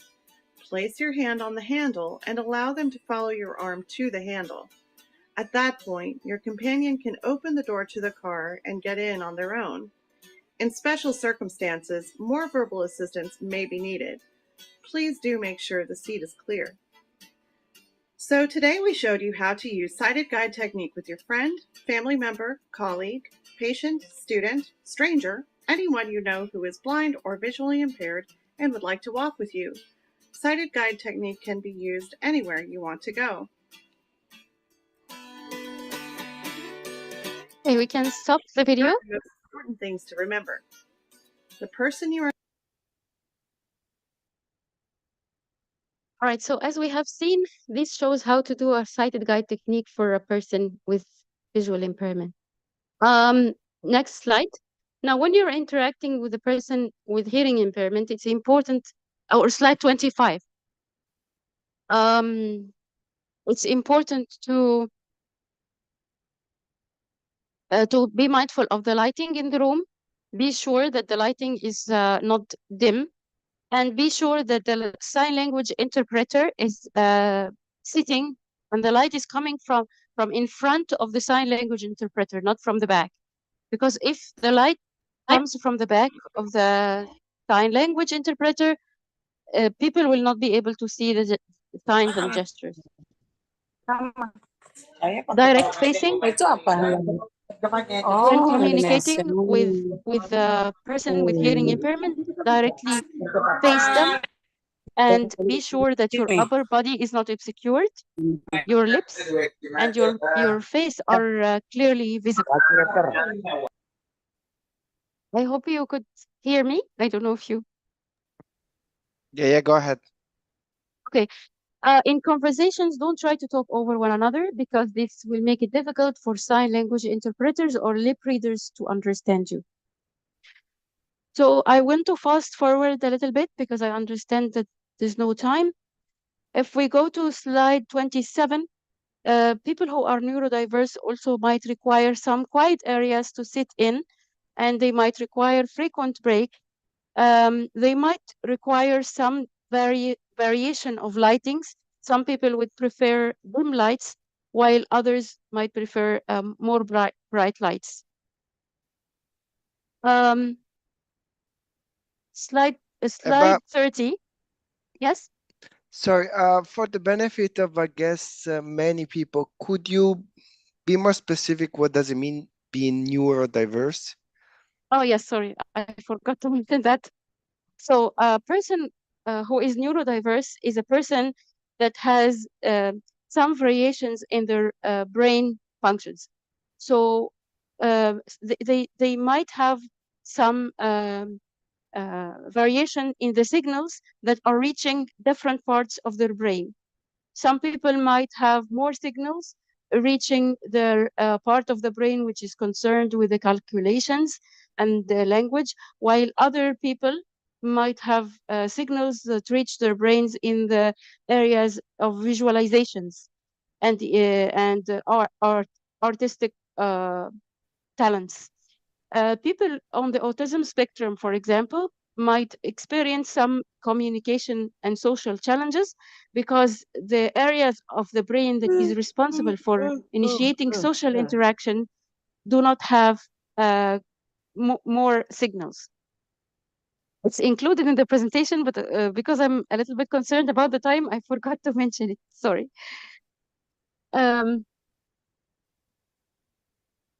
So if we, I hope that's clear. Please let me know if it's not clear. Yeah, thank you. Okay, thank you.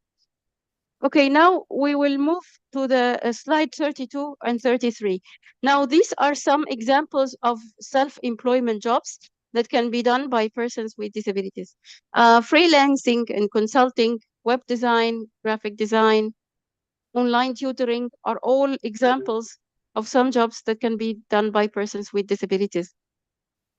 Now, if we move to slide 38, we will find that some organizations are working to provide consultants in the area of employment to persons with disabilities. They do like a job match between the person and the agency. It's just like workability. In slide 39 and slide 40, we have two cases of persons with disabilities who become entrepreneurs. They established their own businesses. And when you have the slides, you will be able to know more information about them. We have some challenges to employing persons with disabilities, but I will not go into those. Maybe they will be discussed tomorrow. And we will go to slide 43. Now, assistive technology solutions are used by people with disabilities to do different functions. For example, persons with with visual impairment might use screen readers, just like the one I'm using right now, which is giving me a hard time sometimes, to access the computer and smart. Next slide. Now, people with low vision might use what we call screen magnification software, which is a software that is used to magnify the computer screens. Next slide. Some people who are deafblind might use a braille display. These are devices that are connected to computers and smartphone, just like this one. And it used to display the content on the computer or smartphone into braille, like this. Okay, if we move to the next slide. Some people with visual impairment might use software to recognize images or recognize text. Some software is installed on the computer, while others are installed on smartphones, like Be My AI. It's a software that can let you know what color you're wearing, or if you have a picture, it can tell you what's in the picture. and it's very helpful. Next. Now, some people with physical disabilities might make use of one-handed keyboard, which is a keyboard that can use one hand, or special mice that can work with the feet rather than the hands, or switch devices that are used, what we call sip and puff devices. So when you sip, it does some control on the computer, and when you puff, it does another control of the computer. And it's used by persons with physical impairments. The next slide, 51, it shows some induction loops, which is which are devices that are connected directly to the hearing aids of a person with hearing impairment. These devices are used in conference rooms in order to enable persons with hearing impairment to hear all parts of the room equally. Slide 52 and 53 explores other assistive listening systems like the infrared system and the FM system. And they basically are pretty close. They have two units, a transmitter and a receiver. So the transmitter is worn by the speaker or attached to the mic of the speaker. And the receiver is attached to the person's hearing aids so that the person can see better, can hear better, sorry. Slide 54. It shows some telephone, which is used also by people with hearing impairment. They type into text into a built-in screen, and the phone just converts this text into speech, displays it on the other end to the speaker. Slide 55. So if you want to look for a local distributor for assistive technology, there is a link here that will take you to a website for a local distributor in Indonesia. Finally, slide 56. Thank you very much for hearing me and for giving me the time. And now I'm ready to answer any questions you might have.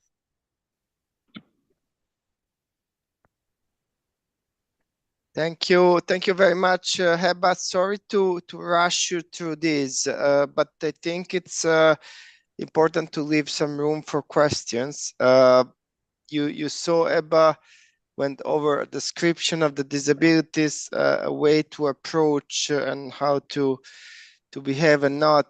But then there was a full part which she went over quickly about the tools. There are a number of tools that most of us are absolutely not familiar with, and it's great to have at least understanding and knowledge that they exist to help many people.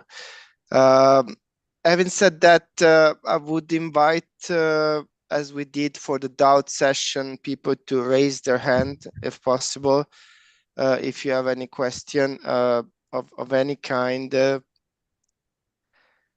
and then the interpreter Hassan will translate. Thank you. Mustafa.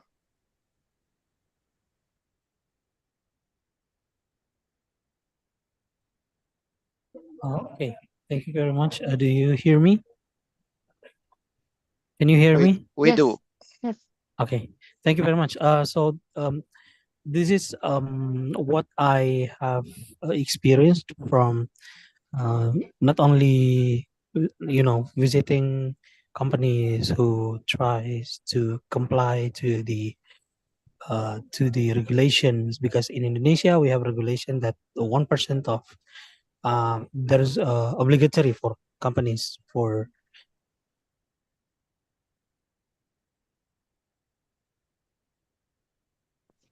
Mustafa, we lost you. You muted yourself. Okay. Okay. We Okay, stop I'm sorry. at companies. Go ahead. Okay, so the obligatory for companies to employ at least 1% of persons with disabilities to work to their companies, and but the problem is not. I think not only on demand side, but also from the supply side, because when the company try to comply to this regulation, but it's not supported on the supply side. It means, I mean, maybe the the skills or simply the job seekers cannot fulfill the skills required by the companies. How do you how do you give some push to these job seekers with disabilities so that they realize that they also have to improve their skills? They also have to try to fulfill what the companies or what the job needs, what the profession needs to fulfill. Thank you.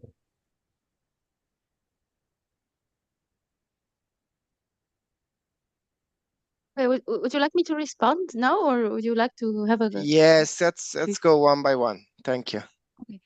Thank you. All right. So one of the things that you could do is to do a specific interventions for persons with disabilities, specific training on assistive technology and screen readers for persons with visual impairment, or and using the computer applications like Microsoft Windows and Office and Internet.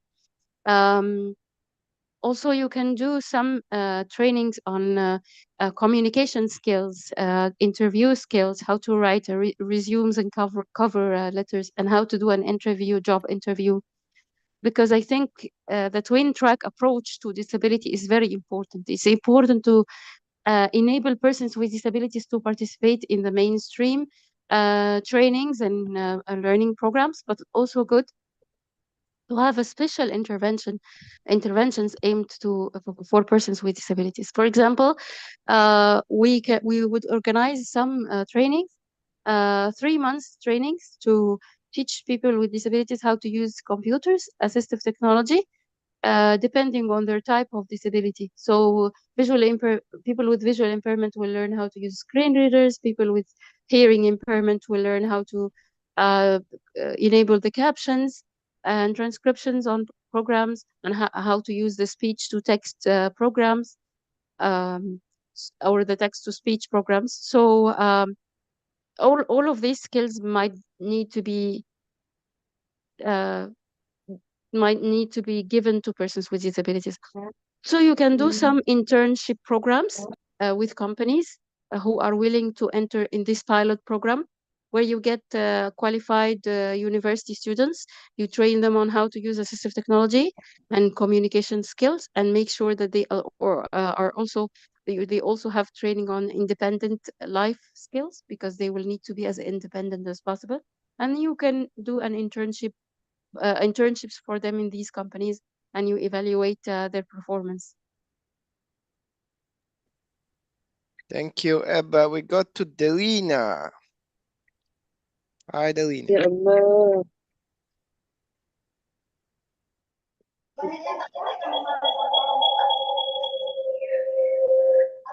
Assalamualaikum warahmatullahi wabarakatuh.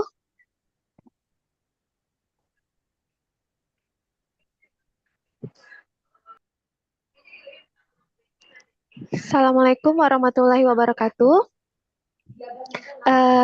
Selamat siang semuanya. Saya Delina dari Dinas Tenaga Kerja dan Perindustrian Kabupaten Karimun, Provinsi Kepulauan Riau. Izin bertanya. Pertanyaan saya, bagaimanakah seorang pengantar kerja bisa menjadi seorang interpreter bahasa isyarat untuk orang disabilitas? Apakah tips dan sarannya khususnya untuk seorang pengantar kerja? Apakah kemampuan bahasa isyarat itu sebaiknya dimiliki oleh pengantar kerja itu sendiri, ataukah perlu mengadakan mitra khusus yang bisa bekerja sama untuk memenuhi pelayanan ini? Demikian pertanyaan saya, terima kasih. Thank you so much. Alaikum salam. Sign language signing takes a long time to be learned. So what you can do is you can just learn the basic signs on how to do some basic communications with persons with hearing impairment. But it's always good to have a sign language interpreter in-house, have like something like a long-term sign language interpreters in order to acquire their services when needed, because it's important to have a professional sign language interpreter to accurately translate to make you able to communicate with the person with hearing impairment. But you can learn just the basic signs, like some of. Thank you, Irwan.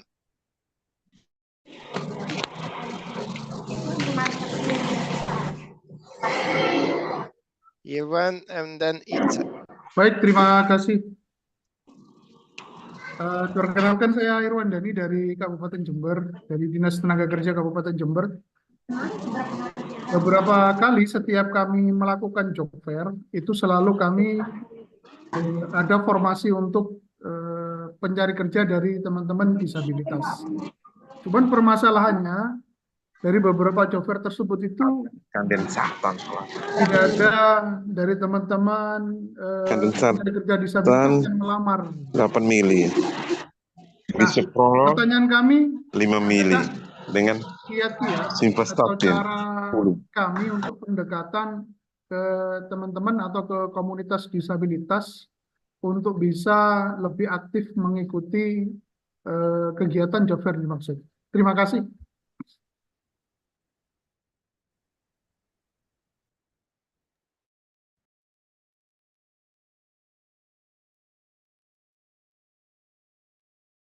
Okay. So this issue has two aspects that we have to think of. First off, do we announce the job fair in channels that persons with disabilities are able to access? Like, for example, when we post the information about the job fair on our social media post, for example, is the post accessible for people who are using screen readers? The second issue is, do we seek the help of organizations of persons with disabilities to help us reach out for candidates of persons with disabilities? We can also reach out to universities, because some of the universities has these educational centers that provide accessible documents and provide services for students with disabilities. So we can always reach out to these centers and ask and announce the existence of the job fair in the universities. The second issue is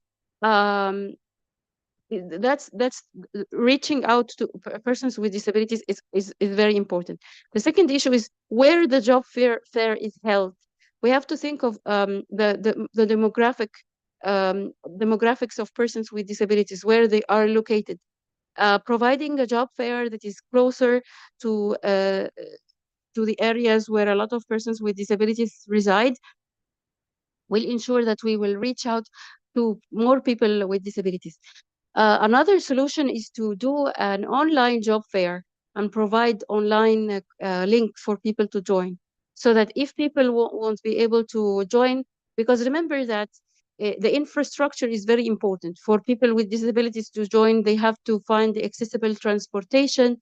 They have to find the accessible sighted guide for them to help them navigate the new place, because the place is new for them. And all that we can work around it by doing an online job fair. Also, collaborating with organizations of persons with disabilities will help in providing volunteers that could help persons with disabilities come to the job fair if they are coming from faraway places and remote areas. I hope I answered your question. Thank you, Ms. Eva.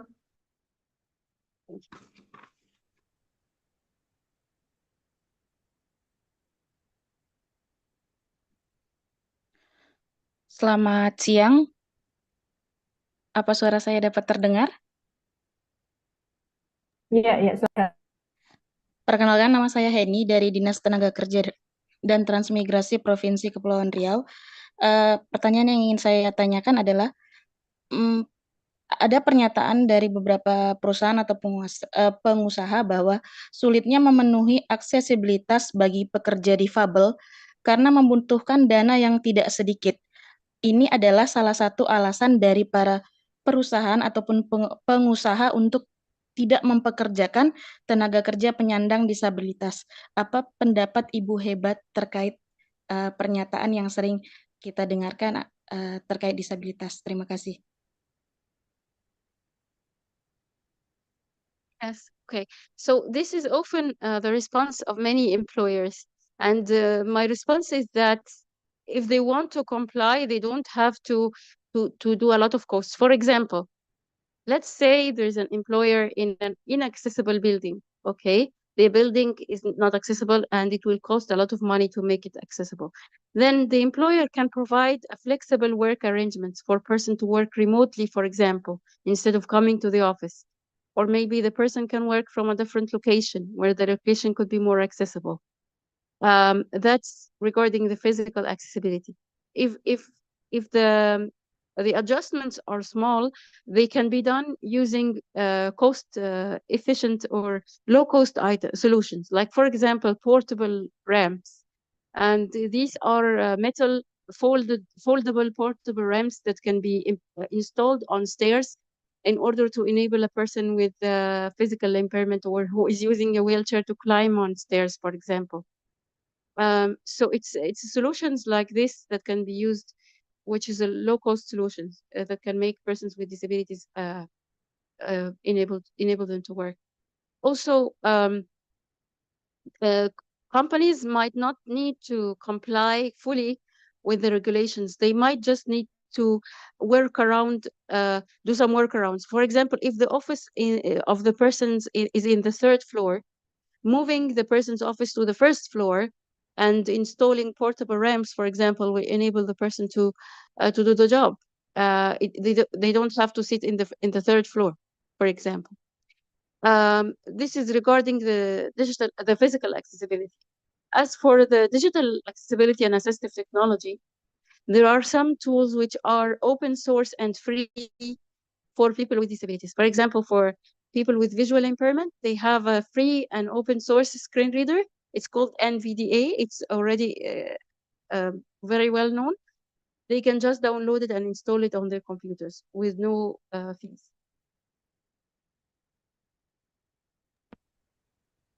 Thank you. Itza. Baik, terima kasih atas waktunya. Mohon izin mengajukan dua pertanyaan. Yang pertama, yang saya pahami dari workshop dari Zoom tadi materinya bahwa sebenarnya penyandang disabilitas itu diperlakukannya sama aja kayak orang normal biasanya gitu ya. Nah, mohon izin sharing. Jadi kemarin kami ada musrenbang. Nah, kemudian ada beberapa usulan yang masuk ke dinas kami. Ada 20 usulan. Nah, 6 diantaranya itu tentang disabilitas. Dan dari 6 dari usulan tentang disabilitas itu ada satu yang tentang mereka usul tentang perlunya edukasi dan penguatan mental bagi penyandang disabilitas. Kemudian yang 5 lainnya itu tentang perlunya pelatihan bagi penyandang disabilitas supaya mereka bisa mandiri dan bisa meningkatkan ekonominya. Nah, pertanyaan saya yang pertama, menyikapi usulan tentang perlunya motivasi dan juga penguatan mental bagi disabilitas ini seperti apa gitu. Nah, karena kan berarti tidak semua disabilitas mungkin mempunyai optimisme atau mempunyai persepsi yang sama gitu ya. Ternyata mereka ada juga yang mungkin memang masih perlu disupport dan dimotivasi itu. Saya memiliki kesimpulan seperti itu karena melihat usulan dari musrenbang itu. Kemudian yang kedua, kami pernah mengadakan pelatihan disabilitas waktu itu tentang motivasi dan juga kewirausahaan. Nah, tadi juga disebutkan oleh Heba bahwa mungkin bisa diberi pekerjaan yang mungkin bisa dilakukan itu seperti freelance atau juga tentang web design gitu ya. Nah, mungkin kalau misalkan nanti kita akan mengadakan pelatihan lagi untuk disabilitas, adakah saran, masukan atau mungkin pandangan sesuatu yang bisa langsung disabilitas ini kalau misalkan diberikan pelatihan nanti mereka bisa langsung mengerjakan itu gitu. Jadi mereka bisa langsung action gitu.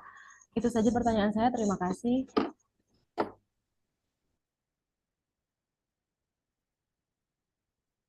Thank you very much. First of all, let me just draw your attention to one thing. When we want to refer to persons without disabilities in relation to persons with disabilities, describing persons without disabilities as normal people isn't really the correct term to use, because it implies that disability is abnormal and it's something which is less than normal. So we often say people with disabilities and people without disabilities. Your first question. Now, if you want to motivate persons with disabilities, you do the same way as you do when you're motivating people without disabilities. Everyone needs to be recognized as an individual who is, who can work and have independent life and have a family and have a home.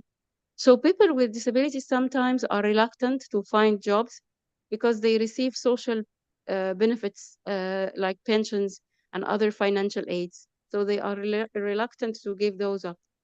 But if you ensure that person with disability will have an equal pay and will have more incentives on the job, like job on the job training and the job promotions, and the job is you try to do a good match between the person and the job that is pretty close to their place of residence, they will be more encouraged to do the job. Also, if the job is remote, for example, they can do a remote work, then they will be encouraged to do the job.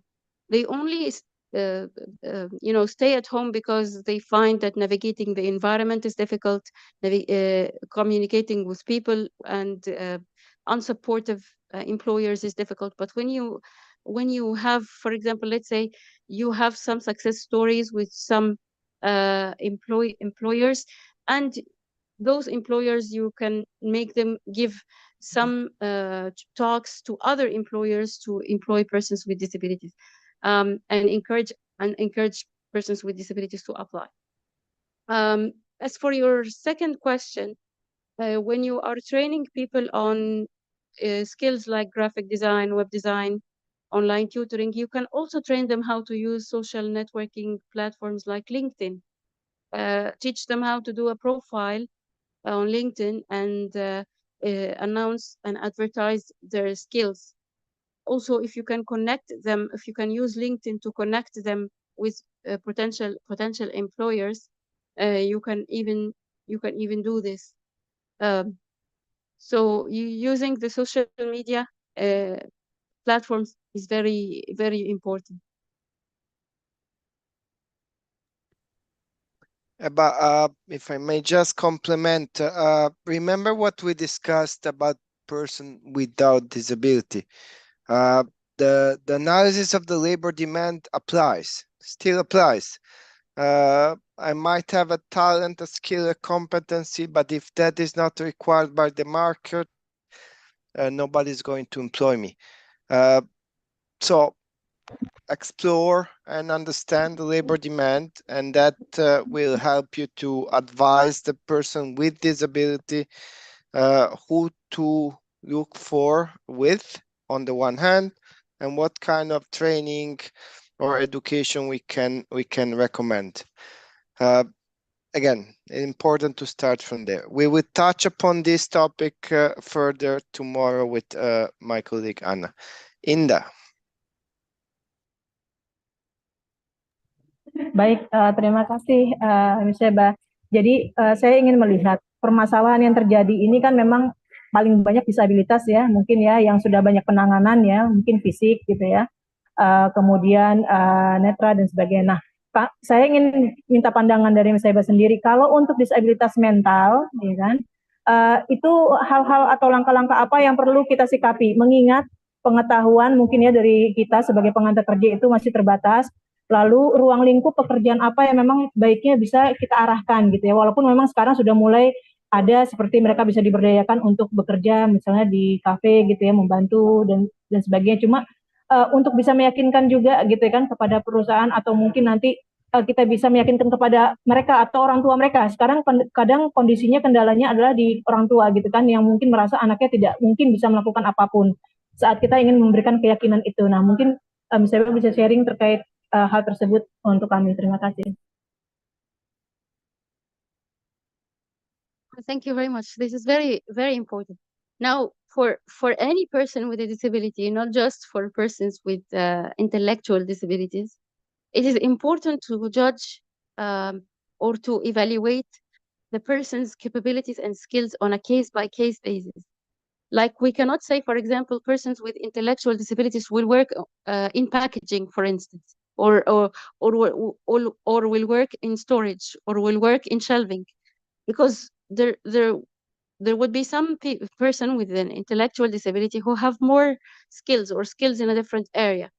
So it's important to first evaluate the person's skills, not only using intelligent tests, because intelligent tests do not sometimes give accurate results of the person's capabilities, but you can do some tests to evaluate the person's reading and writing skills, for example, their cognitive skills, how are they able to use calculations and so on. Try to also assess their artistic skills. Maybe they are good in photography or painting or something like this. And based on your self-observation and self-evaluation of the person, then you can do the match between the person and the job that you think this person might be able to perform. As for the company and the family, doing job shadowing, using job shadowing and technique is very important. For example, you might have a person from your agency who will shadow a person with an intellectual disability for a limited period of time. Let's say for 3 months or 1 month or 2 months, depending on the availability. And during this shadowing, job shadowing, or maybe you can select someone from the company that can work as a job shadow, or even the family. The family can hire someone to work as a job shadow for this person for the first period. This will help to ease the communication between the person and the agency and their colleagues, and teach the employers more information about the person with a disability, intellectual disability.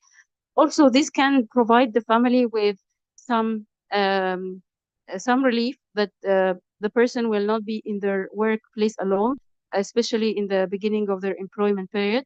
And then this person, this shadow, the person who is doing job shadowing, can be gradually removed, and then the person with an intellectual impairment can interact on their own. Also, doing some mentoring on the job mentoring is very useful. Some person with a disability can have one or more mentors depending on their skills that they need.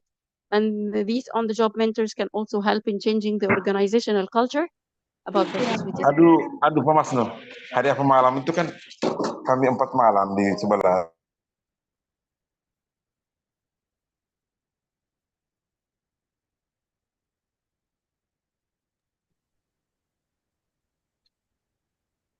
Okay, Eba, there are a couple of questions in the chat. Before going there, anybody else wishes to take the floor?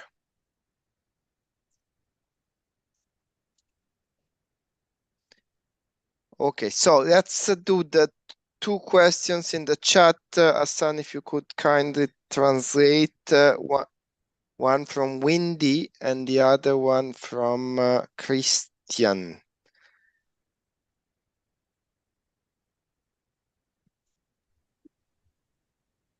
Ya, untuk pertanyaan dari Pak Windy, ini apa saja kriteria atau syarat Indah, bagi please. penyandang? Yes, apa saja kriteria atau syarat bagi penyandang disabilitas yang dapat memenuhi lowongan kerja? Pertanyaan dari Pak Windy.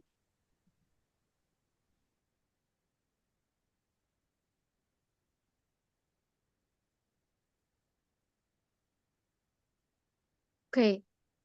Well, there are no real specific criteria for persons with disabilities to meet the job. It depends on what the job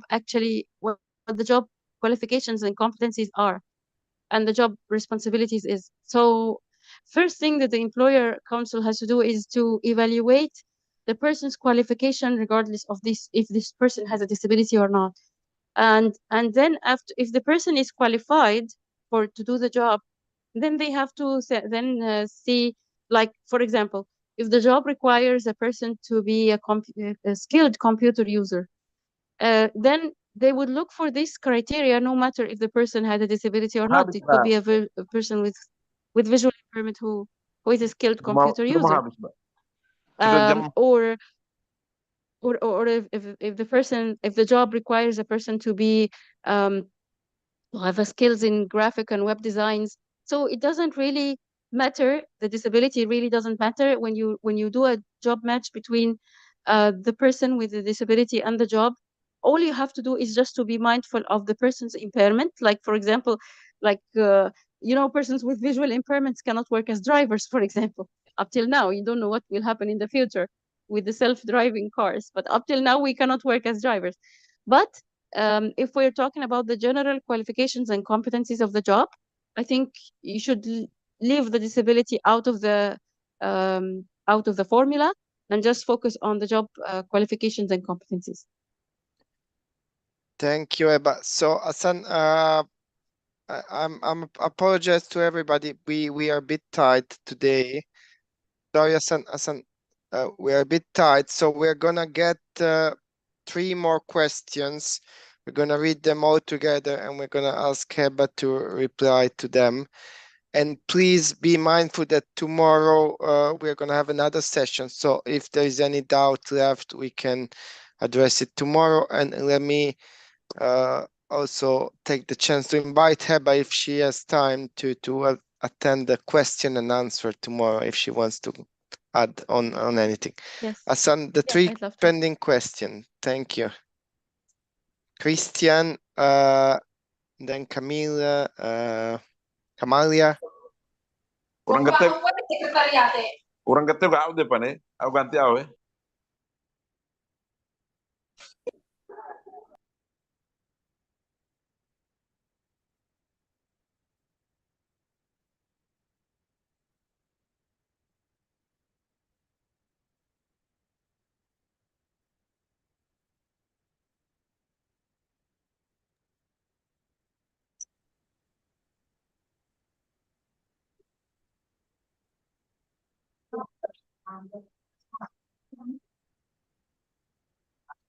No, I will answer it quickly because No, please, Heba. Oh, okay. Question number 2. I'm afraid I will forget. Okay.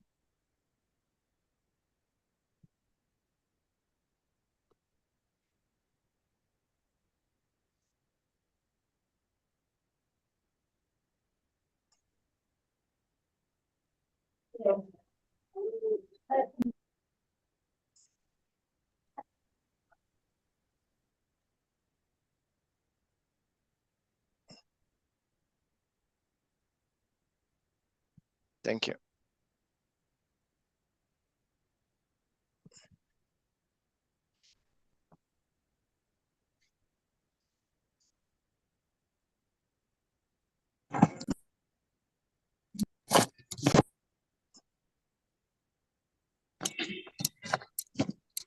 Okay. First question. Now, if you want to convince employers to hire people with disabilities, you have to talk to them about money.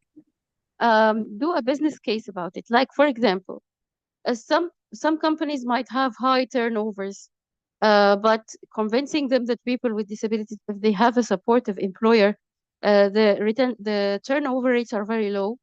So that means that the costs that the employer will pay in the training of these people will be used most efficiently because people will not leave the company. The second thing is to do a pilot program where you have a sponsor that will pay the salary of the persons with disabilities and the employer will not pay anything for a period of 3 months, for example. And then after those 3 months, and the person with disability will prove their efficiency in doing the work, then the company can start paying the person after these 3 months. Also, doing internships is very useful because it will give persons with disabilities room for training, on the job training, and it will enable the company to see that persons with disabilities are able to be employed without paying money for a limited number of a limited period, and then they can decide whether to hire them or to find someone else. For the second question, some of the assistive tools are used by people who are deaf or who are blind. So they include screen readers, screen magnifiers. People with hearing impairment might require sign language interpretation. people with physical impairment might require special keyboards and mouse, might require switch control devices, or might require speech to text software or voice recognition software. And for the third question, sorry, I don't remember the third question. The third was like the first, basically. So no problem with that. Okay. Great. So we were up to 550 today. Now we are 400. We will stop here. Tomorrow we have the second session starting at 2 p.m. Jakarta time. We will leave some room for questions. I wish you will attend tomorrow as well. And let me thank Heba first of all for her time. I hope this was helpful for everybody. We will meet tomorrow. Thank you. Baik, terima kasih Diego dan Miss Seba untuk memberikan pemaparan pada materi kali ini. Terima kasih perhatiannya Bapak Ibu sekalian yang telah bergabung. Kami tunggu kehadirannya untuk esok hari pukul 2. Kita akan bersama dengan narasumber kita, Ibu Ana Karin, Pam Oson dari ALO Jenewa yang akan memberikan banyak gambaran lagi teknis terkait strategi untuk pelayanan terhadap disabilitas. Saya akhiri. Wassalamualaikum warahmatullahi wabarakatuh. Sampai bertemu lagi esok hari. Terima kasih. Waalaikumsalam.